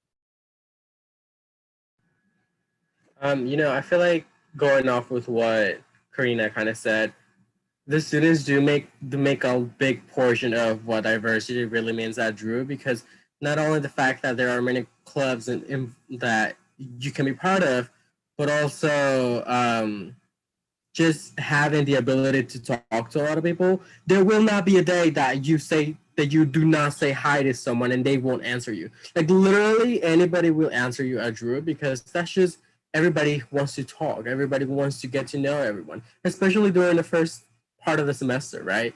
And even throughout the semester, I personally am always burnt out by the end, but other people are not. But again, I feel like the students are also a big part of how diverse Drew is, really, and the events that we have, right? Because there's a variety of events that we have throughout the year, and literally anyone can come to those events, and everybody comes to those events, and you see people of different races, different sexual orientations, different all of these type of things that make someone who they are, and that's what's really important about what we're talking about in terms of diversity. So. Thank you so much. Those are amazing answers. We're going to move on to our next question, which is, where were you able to find your community at Drew? So Robbie, would you like to answer that one? Sure. So I was able to find my community through just introducing myself to so many people and just reaching out to everyone. So for us, it was really hard to make friends at first. However, through just all of us working together and being like, let's make a group chat here, let's make a group chat there, let's do this, let's do that. I was really able to find connections with people. And when I got on campus, just talking to people and be like, hey, what are you doing for lunch? What are you doing for dinner? I was able to find just groups of people who I could relate to, who I could talk to, joining clubs. Everyone on this panel I'm friends with through a different club or organization or whatever. And it's really fun. I'm able to find my community through just talking to people and listening to their experiences and being able to talk about my own experiences without feeling like uncomfortable in any way. Thank you. I definitely agree. I feel like there are so many different clubs on campus. And, like, you can find all different communities that you want to be a part of just by like looking at different clubs on campus. Andrew, would you like to share where you found your community at Drew? Yeah, I would love to. Thank you so much. So I would say I found my community through working with event staff and student engagements. I think that's one of the first things I was introduced to on campus. So through that, I met so many different people, my coworkers that I worked with, of different classes, different races and ethnicities, different sexualities and gender orientations and stuff. So that's how I got to know so many different people, as well as we in event staff and in student engagements, we run a lot of events on campus, like Fernando and Robbie were addressing. We run a lot of events on campus, so it gave me the opportunity to just reach out to different people. The events are not only for you to, enjoy whatever we're presenting on campus, but it's also a time for you to meet new people and kind of reach out and formulate new friendships and stuff like that. So that's definitely how I got to know a various amount of different people. Thank you so much. So the next question that we have is, do you have any mentors at Drew? And if you could please share a little bit about how they have helped you throughout your college experience so far. So Andrew, I'm going to go right back to you with this one. Yeah, no problem. So my main mentor, I would say, is Joelle on campus. She is a part of the EOS program. So I'm also a part of the EOS program. And I feel like Joelle has helped me in more ways than I can explain. If I was to explain how much she's helped me, I would be talking your ear off forever. But Joelle definitely, she makes sure I'm progressing with academics, but as well as like myself as a person. Yes, my career is important, and yes, my academics are important. She wants to make sure, I'm getting all of my work done and I'm kind of putting myself out there and stuff, but she also wants to make sure that I'm just building myself into the person that I should become, or, getting to know myself and getting to know other people on campus. And she definitely has put herself in my life in the best way that I could possibly explain to you guys. Like, she's the best person ever. So if you could get to meet her, even if you don't work directly with her, if you could meet her and just have like a simple conversation, like 5-minute conversation, you'll love her forever, I promise. Thank you so much. Fernanda, would you like to talk about your mentors here? Yeah, just like Andrew, thank you, Andrew, for your answer. Just like it's there, I feel like I have a lot of mentors at Drew, and I'm also part of the EOS program. And having Joelle by my side and having Tuana, which are wonderful people, and I feel like you should definitely meet them. Get the chance to go in there. You really don't have to be part of EOS in order to talk to someone about something, right? In order to find something, that mentorship that you might need. But also some of my mentors at Drew include my bosses, right? The bosses I've had throughout the years, like Rachel Sawyer, who used to be work with us. I feel like she was a mentor to everyone. I feel like I feel like I could say just so much more about Rachel when I say that she's great, right? I feel like there's just so much more left out. And, as you get to know people, you're going to be able to know who you really want to get that mentorship from. And it doesn't have to be something specific, like you don't show up to someone and be like, hey, be my mentor tonight. No, not kind of like that, but you build that bond. And that's the good thing about Drew, that it's small in a way that you're able to communicate with everyone at any given point. So if you have a mentor and you can talk to them at any time. And along with that, there is another program that Drew is doing, the Drew Alumni Association. Can anybody correct me if I'm wrong? Yeah, that's right. So I also have a mentor outside of Drew. Thanks to that program, he's actually getting his PhD in biochemistry in West Virginia University, and I want to get my PhD in the same thing. They graduated with the same majors, and I'm also following those type of steps. So in terms of having a mentor, there are a lot of ways to go about it too.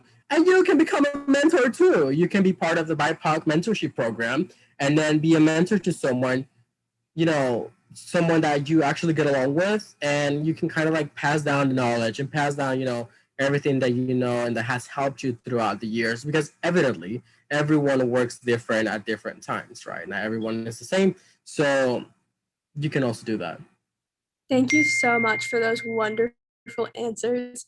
I definitely agree. And also at Drew, I definitely think that you can find mentors throughout with other students or faculty, staff, anybody on campus, anybody that's just a part of the Drew community. They are all here to help and to help guide you.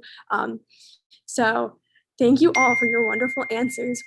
So I'm gonna have everybody answer this question. What diverse, oh my gosh, hold on. I'm so sorry. What Drew diversity resources would you recommend?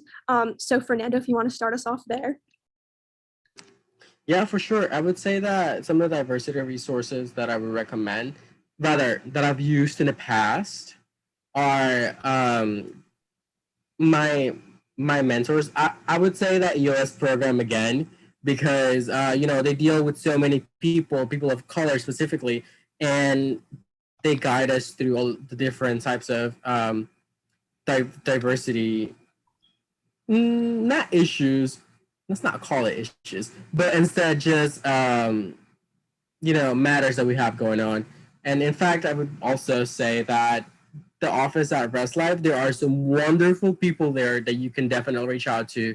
Once you get to know like people, everybody that's working at Rest Life, all the RAs, you can. I also encourage you to become friends with your RAs. Like sure we are there to enforce the rules and everything like that, but there are really cool RAs. A lot of those people work really hard to make the environment an even better place. And so going off of that, I think it's another reason for you to consider that as a resource. Thank you so much. Robbie, what diversity resources here would you recommend? Yeah, so I would like to hop off of Fernando and say the RAs are amazing. I love them. Not only was I friends with the RA who lived right next to me on my own floor, I was friends with both Fernando, who lived above me, and Rugi, who lived below me, and they were just so amazing. I knew I could talk to them anytime I needed to. In addition to, I was never a part of this, but the LGBTQ plus mentoring program is amazing. I might have some friends who are mentors, so I might be a little biased, but you look at Andrew, you look at a couple other of my friends, they're amazing people and they just shine lights and you can always go talk to them. So yeah, I really love it here. Thank you so much. Karina, would you like to also share some?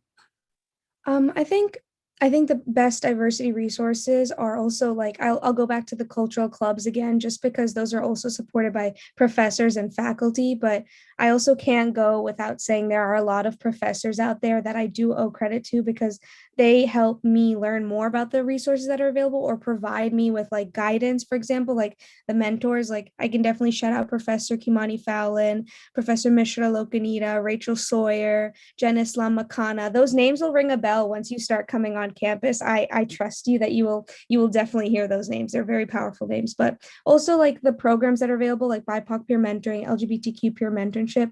But I think what helped me learn about more resources or finding my South Asian community on campus is through student government, because there are a lot of senators from different identity, racial, ethnic groups that I was able to affiliate with myself with or identify with, that made me feel comfortable without, talking to a professor or faculty if I didn't. But there are so many professors, staff, faculty, you'll hear those names when you come on campus, I'm telling you. So there's a lot of resources available. You just got to take that step.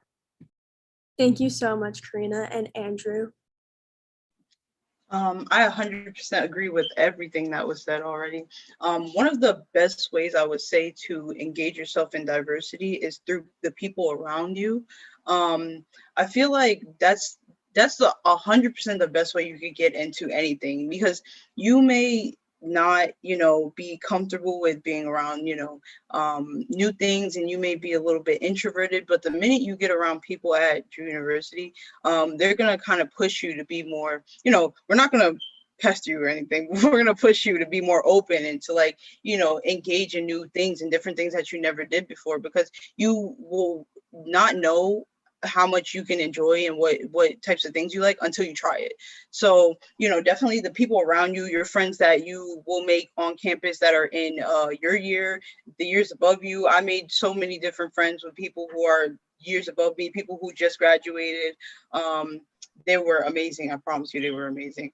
And it's just like, if you kind of put yourself out there, you definitely will get to, know different things and get to be around different people that you never would have thought that you would have met in your life, and they're amazing. Thank you all so much. So the last question I have for everybody is, what advice would you share with the new students that are entering this fall? So Andrew, if you want to start us off. Just to jump back on what I said, I had this planned in my head.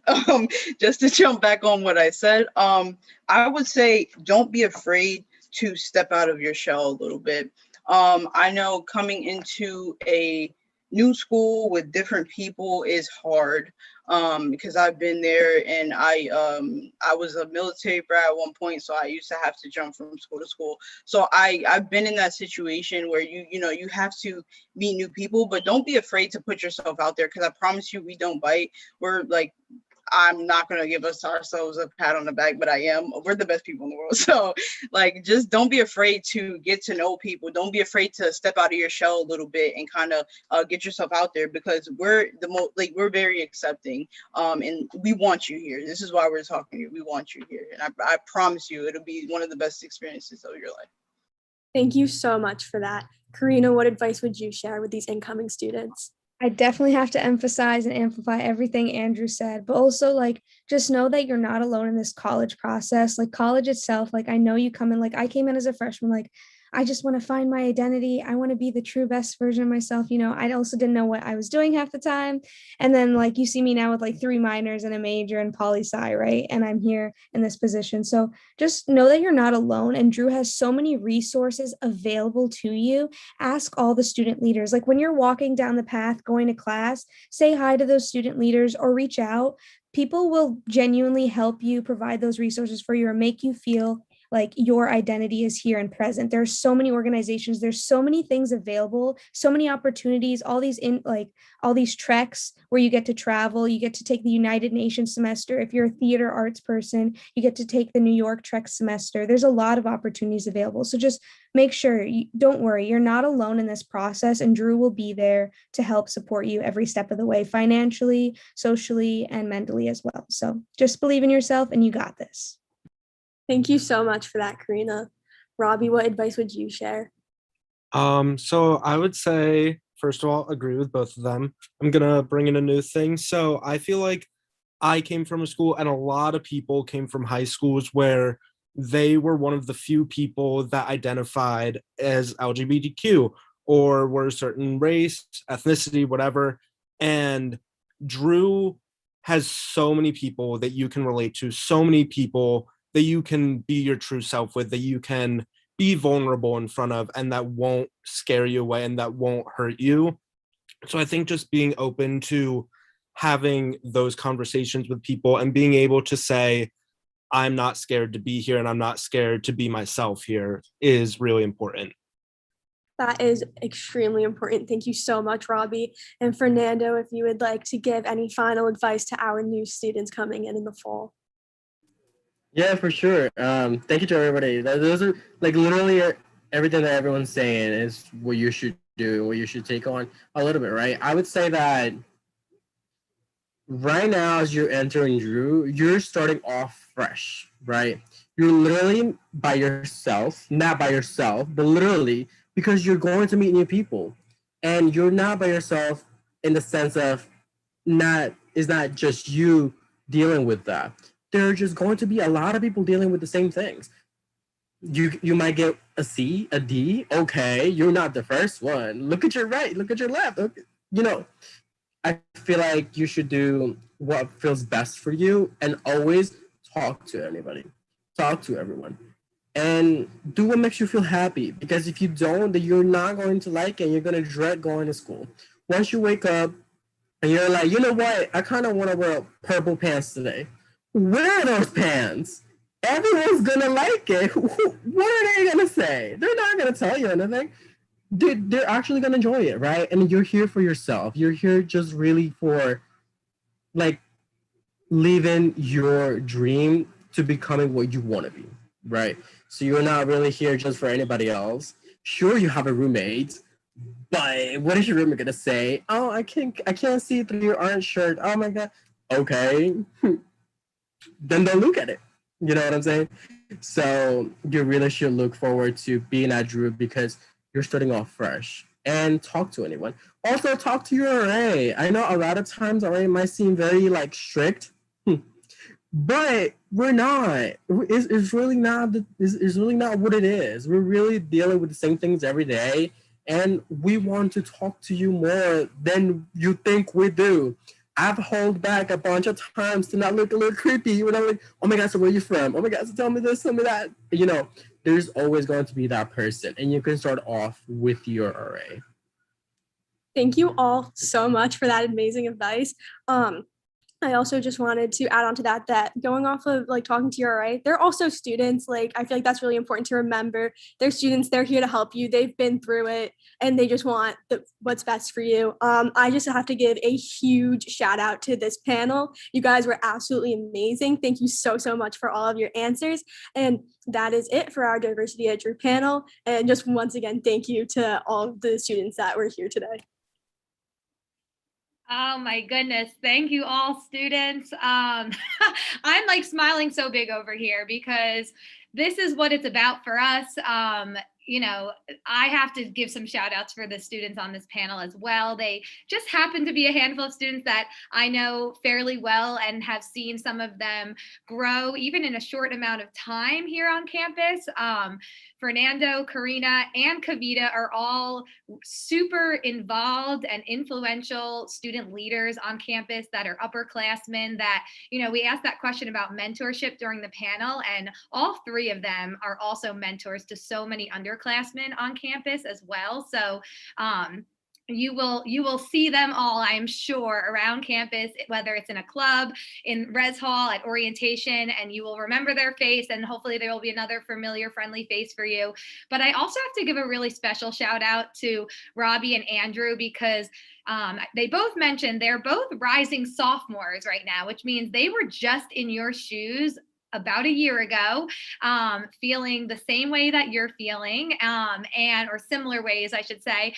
And as we all know, the last year, their first year on a college campus was especially challenging during COVID time. They spent their first semester at home. Their entire orientation experience was virtual, and then they were able to come to campus, luckily, for their spring semester. And both of them just jumped right into it, taking full advantage of everything. And now they both are student leaders on campus. They're super involved, and they are also going to be mentors to many of you when you come in, and those familiar faces. So if you're nervous right now about finding your place on campus, I hope that hearing some of these stories makes you feel a little bit more at ease for when you do come to campus, or even in a virtual way, if you're attending a virtual event or a virtual class experience, that you do have the opportunity to make friends and find your community and find who you are here at Drew.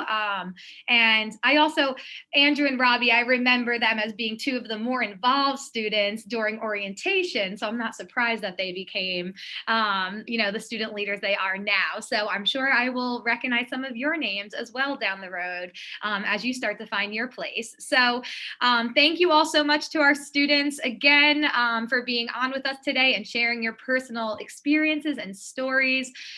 We have one last presentation that's a part of this main session before we go into our breakout sessions. Like I said earlier when we started off, I will give a little more instructions about next steps when we go into our breakout sessions. But before that, I do want to turn it over to Audra Tenero, the Executive Director of Counseling and Wellness, and Will Pittrick, our Associate Dean of Students. And they are going to share a little bit today about what does it mean to be a responsible community member here at Drew when you do come and you officially start your Drew experience. And so they're going to say that they're, they're following a really fun crowd and they are not going to share the most fun information, but don't let them fool you because they are two of the most fun staff members on campus. So I'm going to turn it over to Will and Audra now. Well, thank you for that, Megan. Really appreciate it. Took our wind out of our sails by being able to welcome everyone to what Audra and I lovingly refer to as your slow down session, where we bring down the energy and we come back and talk about some really interesting things to us, but maybe not so much to all of you. But I do want to introduce myself. My name is Will Pittrick. I'm the Associate Dean of Students here at Drew. And I'll toss it to Audra. And I'm Audra Tenero. I'm the Executive Director in the Counseling Center, and welcome today. So we're so glad to be able to talk with you all. We do have a presentation we're going to throw on there, but we're going to talk a lot more than what we try to communicate in the slides. So it's going to pop up in a second, and I think it's there now. So we do want to welcome you all to the session. And I think the first thing that we just want to kind of talk about is like what we're trying to communicate today. We have 30 minutes, which is a lot better than what we used to do, of maybe a little over an hour and a half. I think when I started was like closer to the session. So today, what we want to talk a lot more about is successful transition to the Drew community. So we're going to talk about the aspects of that. What does that look like?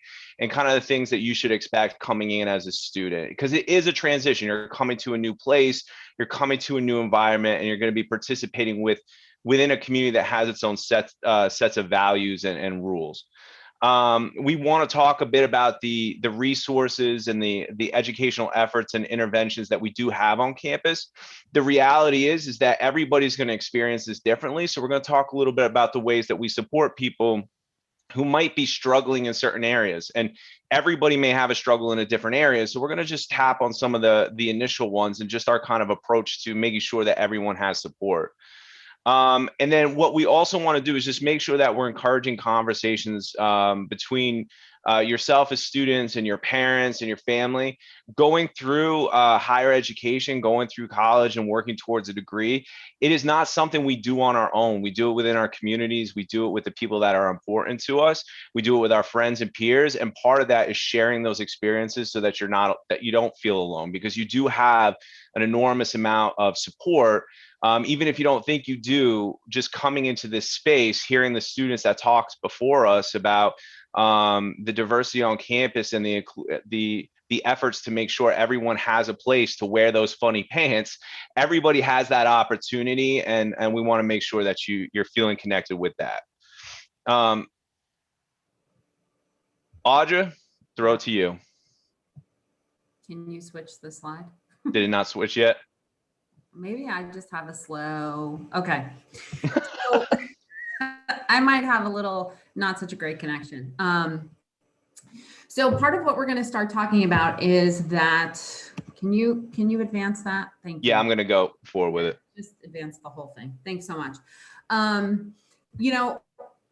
Like Megan kind of talked about before, the year that we've come off of, first year students coming in had a very interesting transition to campus because we were virtual and then we were partially virtual. And, now we've got people coming in that have had a very interesting 12 to 18 months. And, we do know that the COVID impacts are continuing to linger. So even though things are kind of opening up and people are starting to be vaccinated and feel more comfortable and want to connect on a community level, you know, there is still some levels of anxiety. We've seen these rates for anxiety, sleep difficulties, depressive symptoms, and isolation hit really an all-time high over the past 18 months. That doesn't mean that they're not going to go away, because we are going to go into a more normal, regular phase that we go back into, but it will still present its challenges. And one of the main conversations that I like to have with people is that we have been extraordinarily resilient over the past 18 months, right? We have dealt with a lot of different things. We've dealt with ups and downs and changes, and people have been able to pivot and, you know, restructure themselves in so many different ways, that I think it's really important to remember that resilience, we want you to, as a part of the Drew community, come in, make those connections with other students, make those connections with student mentors, faculty mentors, staff mentors, and understand that you've got the skills. We're just here to kind of help you hone them. Can you advance? Oh, I see it. Sorry, my mute was not unmuting. So, so I apologize for that. As we go through this process, Audra and I continue also to make our transitions in the digital world instead of being able to talk to you all in person. But one of the things, so Audra really highlighted that fact that this transition is going to be bigger than normal, as well as incorporating some of the normal transitional phases into moving into college life that somebody would experience. And so when Audra and I talk about how we approach it, while COVID and the pandemic has really, they're the same thing, but as the pandemic has really shifted how, you know, the world is and your experiences in school, one of the things that is really important to myself and Audra is to understand that it doesn't necessarily change the mission of what we do. And what we want to try to communicate to everyone is that Drew's mission for us, where we intersect with it, is about helping students to develop the skills, have the resources, and build a support network that is committed to a lifelong process, okay? You're gonna come in and you're gonna take a class or two. That is awesome.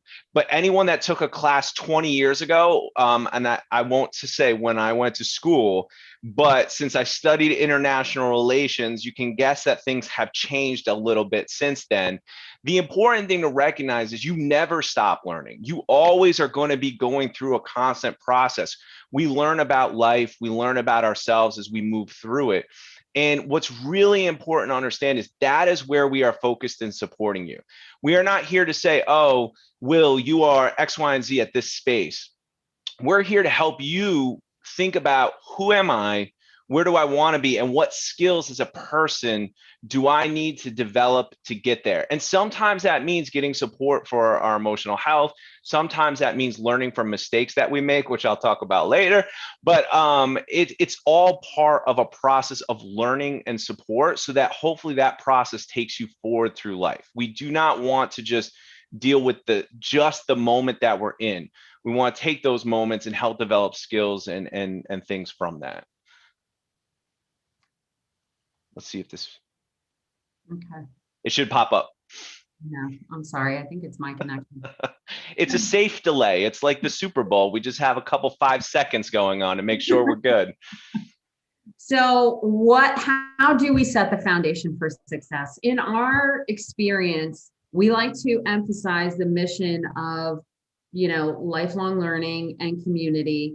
And we know that actually it's, you know, the past 18 months has probably taught us that community is so, so important, and connection to that community. When we feel connected to something, when we feel like we're a part of it, we just embrace it more. We just respect it more. We take care of it more. The outcomes are more important.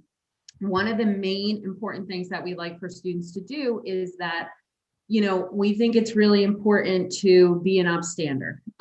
We know that in non-COVID times, one of our main issues when first-year students come into the university in the fall, they are at higher risk for substance-related issues than our sophomores, juniors, or seniors, just really because of that whole shift of independence and this level of expectation that the way to connect with the community a lot of times is through parties, and that's how we meet people. And, you know, I always feel like it's very important for students to expand their vision of how they connect with people. And so sometimes when students come in, they tend to overdo alcohol, sometimes other drugs, and there are times that we need students to step up and step in. We have what we call at Drew a medical amnesty policy, and we'll talk with students more about that when we are doing our first year new student orientation in August. But the general gist of that is that we don't want to be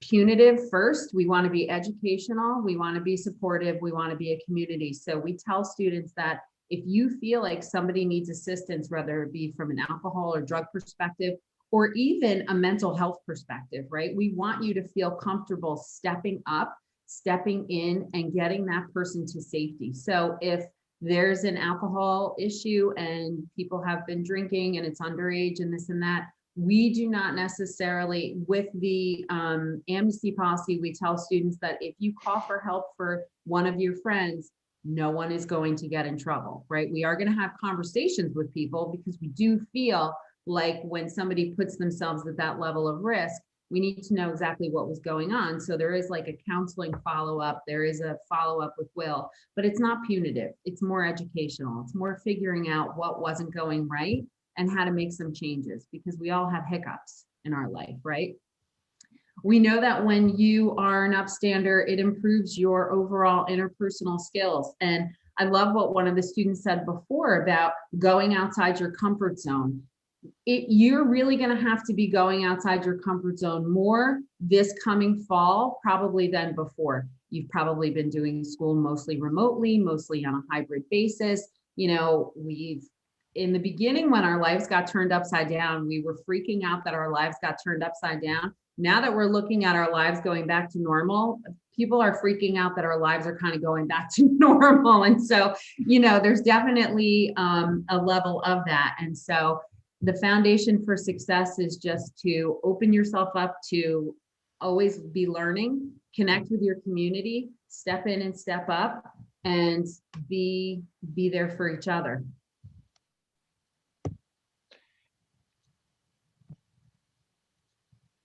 Here we go. So how do we cultivate this? You know, the students that came before Will and I came on, they were amazing when talking about engaging with the diversity of Drew, but you can engage with the diversity and every other aspect of Drew. Right now, all of our social media accounts are, you know, they're kind of like quiet right now because we're not necessarily in session, but we have really stepped up our Instagram, not so much Facebook, but our Instagram posts and our passive support, right? So we put a lot of information out on social media. We're trying to meet you where you're at, trying to give you information about the campus, opportunities that are involved on the campus. We need for you to follow some of these social media accounts now.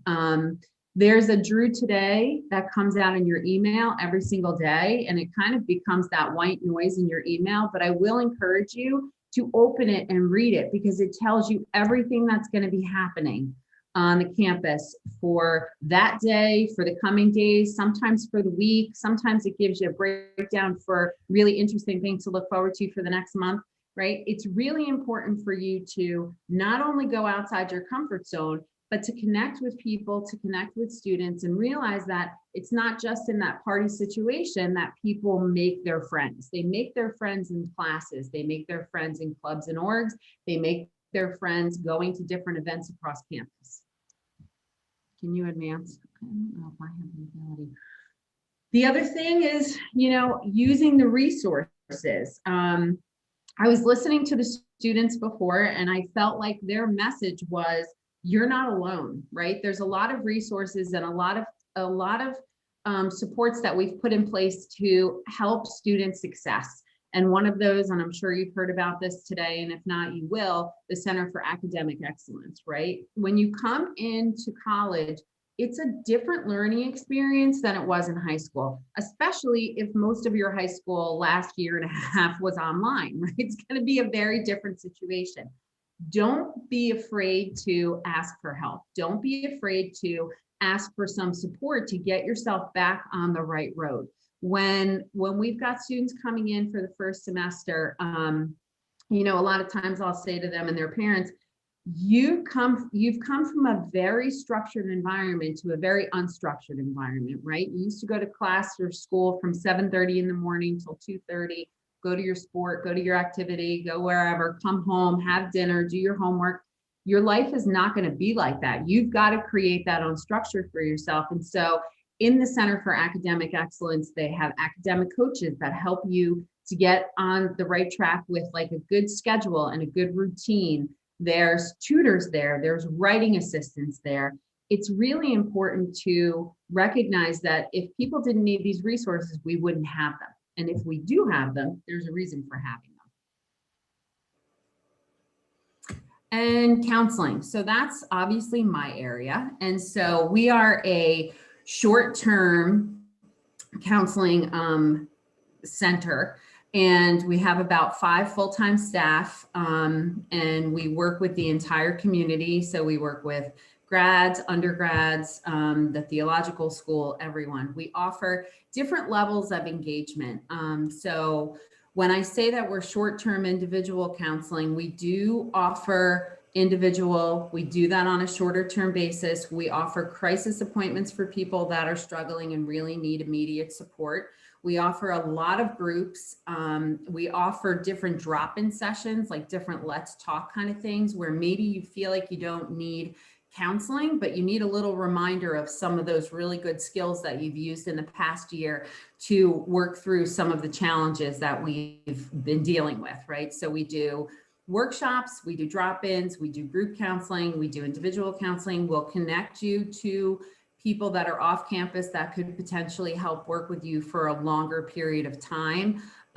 We are on campus when you guys are on campus. So we pretty much mirror your academic calendar, which is part of the reason why we can't do the longer term work. We have lots of starts and stops and different things like that.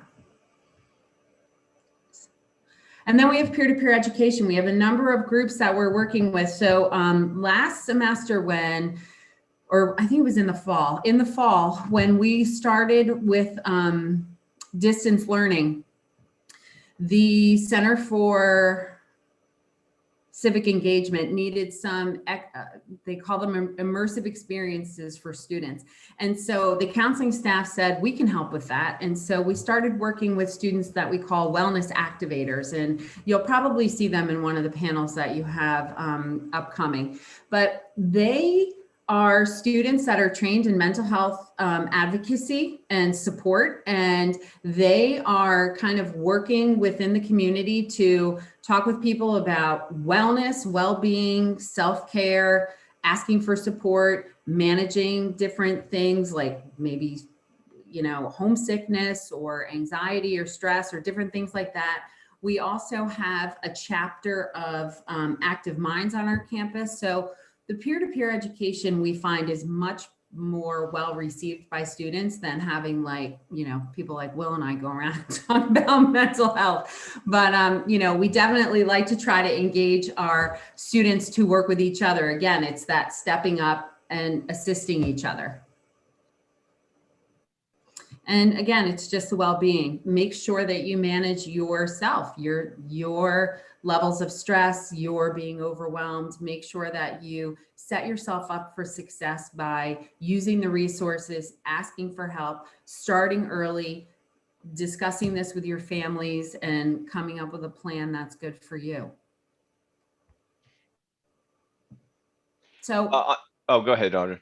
You want me to do this, or you want to do this? No, I was just going to say we have a list of some resources on campus. I don't know if there's any ones in particular that you want to highlight, but what I would suggest for everyone is Audra. One of the things that Audra brings up that I absolutely love and I highly encourage, especially since the pandemic and everything else has also highlighted the need for this idea of being an upstander, of standing up and going out there to try to help somebody when you see something that's not going right.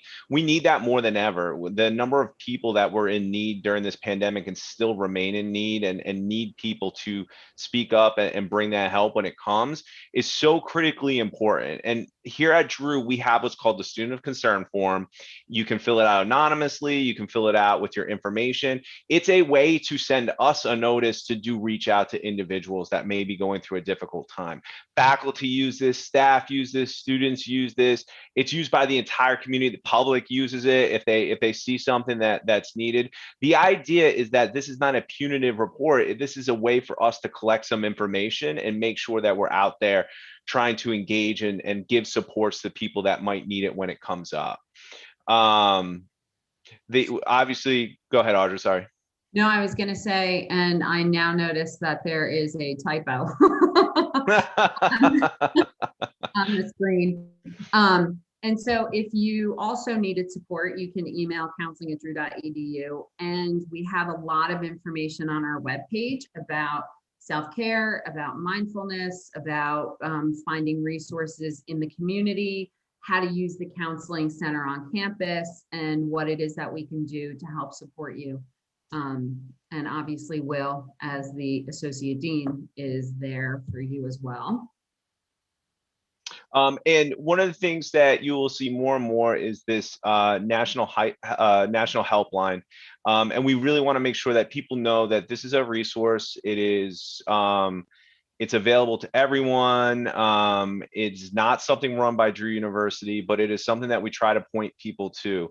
And as Audra mentioned, the struggle with mental health before the pandemic was something that was serious and something that we continue to really push. And the pandemic has only raised the importance of making sure that people have that support. So like if you're feeling certain ways and you're wondering if that's normal, let me tell you right now, there are a lot of people that have really struggled during this time. I'm an extrovert. It is tough when you cannot talk to people outside of maybe 2 that are in your face every day. Love my family, but the idea is that we need these resources for our help. So that is a number. You will see that around campus. You will see that in different places, but we just want to make sure that people have that resource and know that it's there for them when it comes up. One other campus specific resource is what's called LiveSafe. LiveSafe is our emergency notification and communication alert system. When you become part of Drew University, some of your information will automatically be brought into the emergency notification system through your Treehouse personal information. You'll learn more about that as you go. I don't need to explain it all. But what I do recommend to everyone, and we're really pushing for people to do, is to download the LiveSafe app on your phone if you're able to. It is a free application. You can go in there. It has multiple institutions. Drew is one of these institutions. You set it to that, and this is where we're going to push out emergency notifications. So you'll get, if you have the app, you'll get it through a push notification, but you'll also get it through text message, and you'll be seeing email alerts when emergencies come up. Emergencies of the nature you might be thinking about are not as often. The most common one that we do have is your weather alerts. So you will see as storms come through, if it's a snow closure, we're going to be sending out these alerts. So we highly recommend that you have it. That way you can get the messages as quick as possible. But it also provides a space where you can report and communicate directly with our campus security office. You can help them get quicker responses. And it also allows you to communicate your location without having to verbally say it if you're feeling uncomfortable and you need some assistance in somewhere. Or you see something, you want to snap a picture and send it to campus security because you're unsure of like what it is or what's going on. Just another resource. And you can do it anonymously. We do, if you're able to share who you are, we always like to be able to follow up, but there is an anonymous feature. So you can go in, check that out. It is constantly running 24 hours a day, 7 days a week, because it is our way to make sure our community is safe and make sure that we're communicating with everyone. So we're just throwing it out there. You'll see much more of this information in the fall, and we'll continue to push it. But anytime that you want to download it and take a look at it, feel free. I have the lovely distinction of running what is called community standards, which is our student conduct process. And I am not going to spend so much time on it because I think for a lot of people, this area of campus life is sometimes overemphasized. But I do want to bring up some important things for people. First and foremost, as Audra and I talk, and we will always say, Student learning and success is at the core of what we do. If you get a letter from my office, if you get a letter from me, it is not to say shame on you. It's to say, hey, there's something that came to our attention. We want to talk about it and we want to figure out what's going on. We have what's called Daniel's Dictionary. It's the Student Code of Conduct. You are responsible for knowing it. By entering into Drew, you are saying that I'm going to read this and I'm going to adhere to the policies. Very straightforward. Most of them you will probably guess at what it means. You know, you probably shouldn't hit people, you probably shouldn't steal, you should probably treat people with respect. These are basic things. But I would definitely recommend reviewing it, taking a look at it, especially because what Audra mentioned earlier, sometimes our image of what college should be or what it's seen as, not what it should be, what it's seen as in the media is different than what it actually is. People are not setting houses on fire with huge parties of 800 people. That is not what college is. And that is a misconception within media and the way that people like to portray what's going on. There are real consequences for that type of behavior. So what we want to do is just take a look at this to get a better sense of what's going on. Also, don't expect that anything on a college campus is legal where it is otherwise illegal.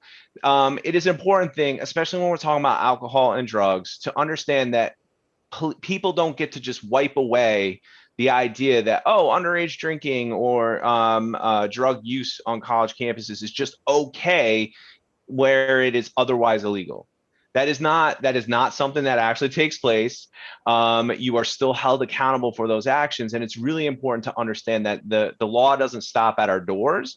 We address it in the way that we do, but you really need to be cognizant of that.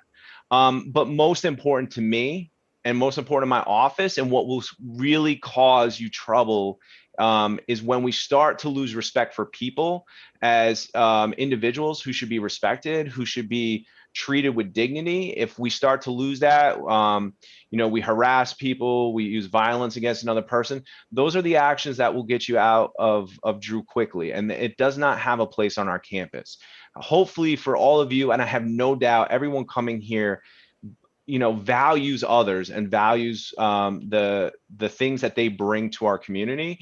And when you lose that, or if we have people that don't value that, most likely they are going to be the individuals that are no longer here, and I'll be the one that will be most likely addressing that.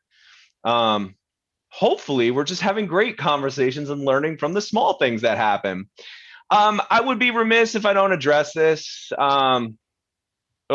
Backwards. All right, so if you don't know, New Jersey passed a marijuana legalization law for recreational use. Some of these things are still in development. I cannot stress this enough.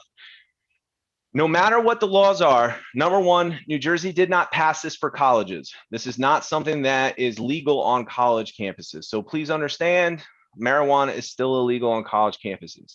In addition, we are also governed by federal law for our ability to accept federal financial assistance through the Department of Education, which includes things like being able to offer federal student financial aid, things like that. They still don't recognize marijuana as a legal drug, so we must still restrict that on campus. So that is another reason why we do that. We are also a Madison designated school zone. So any law that would pertain to any school zone also applies to the Drew University campus. So we have a couple layers there. When Audra and I talk about this, and when we express how conduct intersects with this, we did rewrite our marijuana policy to recognize that we look at it the same way we look at underage alcohol consumption or alcohol consumption in general. There is different risk levels involved. And if there's any parents on here who knows anything about the history of marijuana, things have changed radically over the past couple years. Marijuana is not the same for every product that's out there. You can't say, I'm going to, have a joint and I'm going to have a gummy bear and I'm going to get the same level of intoxication, or that they're a directly comparable product. They are not. And our drug policy goes into this a little bit more in detail, but I highly recommend you take a look at it, because there is a structure based on risk and based on people taking risk with these things. Again, There's never an okay situation on our campus to have marijuana or any other drug.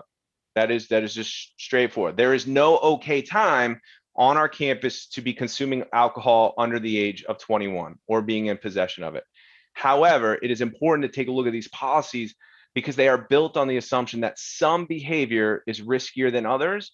And we want to make sure that we're addressing it so that people can be as safe as possible and be able to maintain the community as a place of learning that is really able to drive that forward.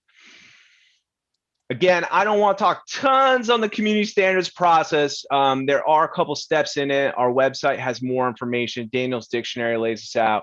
The one important thing that I want to highlight, and Audra has mentioned this before, is when you come to college, you are taking ownership of your education, all right? K through 12 education system is based a lot on the system supporting individual students. When you arrive on college campuses, there's this extra responsibility to help advocate for yourself.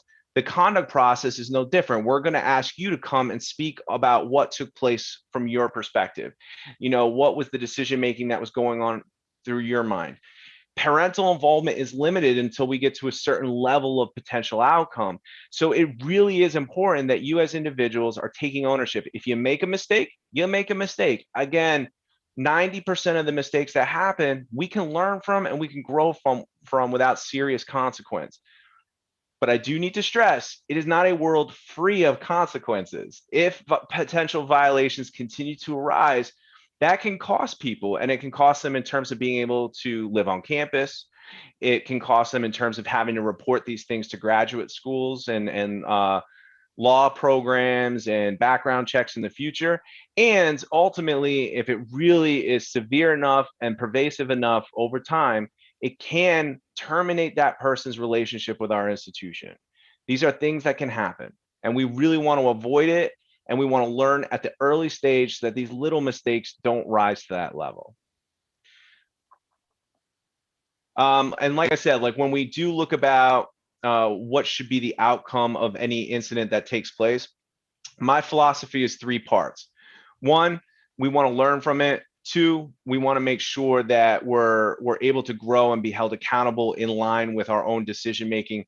And we should always, lastly, have a focus on how do we restore the relationship with the community that we have. And I'm just going to jump to Audra for this last one in the last couple minutes that we have. Yeah. So, you know, not only is this a change and transition for students, but entering college is a change and transition for parents. You know, we ask that instead of being the problem solver, instead of taking on, you know, finding ways for your student to figure out their academics, figure out their social life, figure out all of these things, be a coach, encourage them to use the resources and find the resources on campus. There's a lot of times that I'll hear from parents in my role in the counseling center, and there's really not a lot I can do with that. I can't speak to you regarding your child unless you know they sign a release.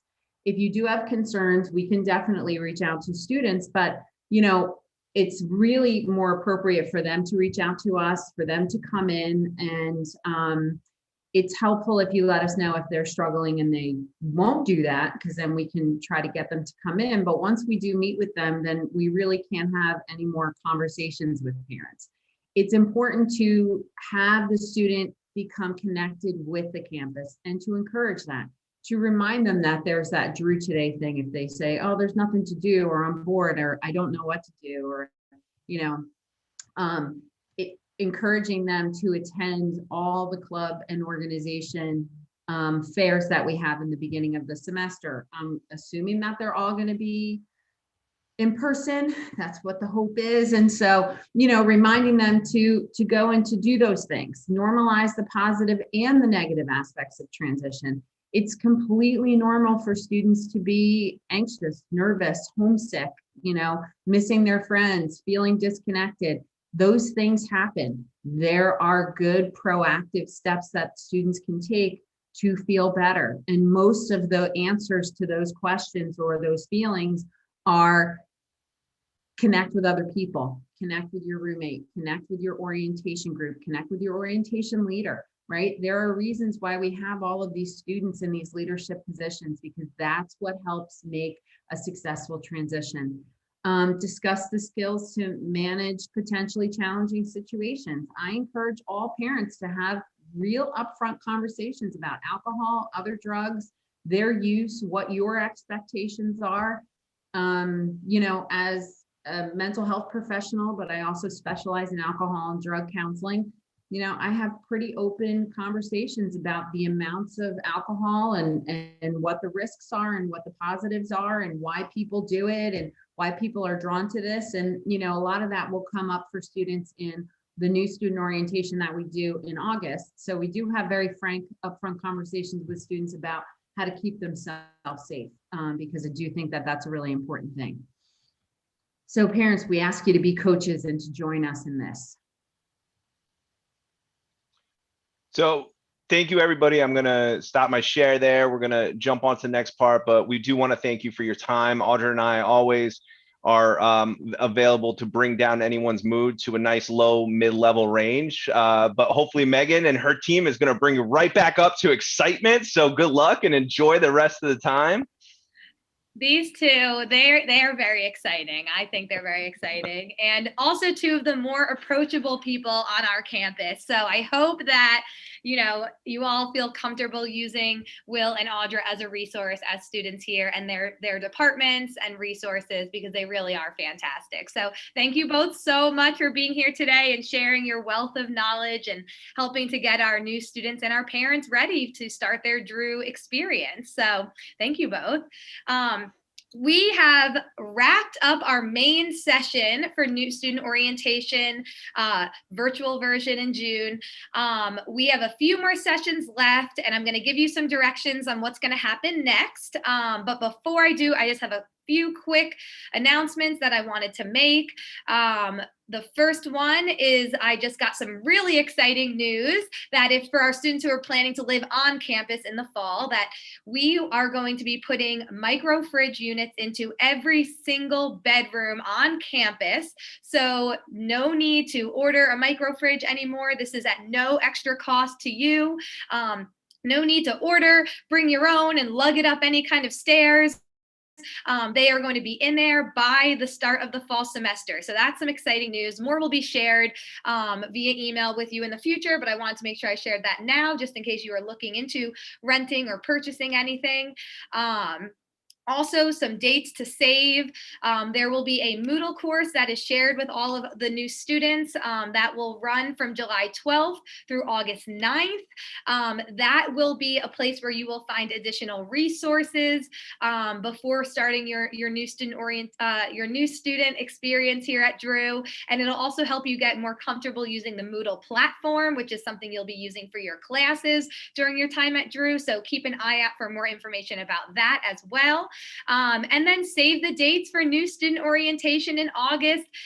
Those of you who are living on campus, you'll move in a little bit early on June 26th if you're, I'm sorry, June, I'm still in June. August 26th if you're a first year student, and August 27th if you're a new transfer student. And then we will have a few days of new student orientation programming with you in person.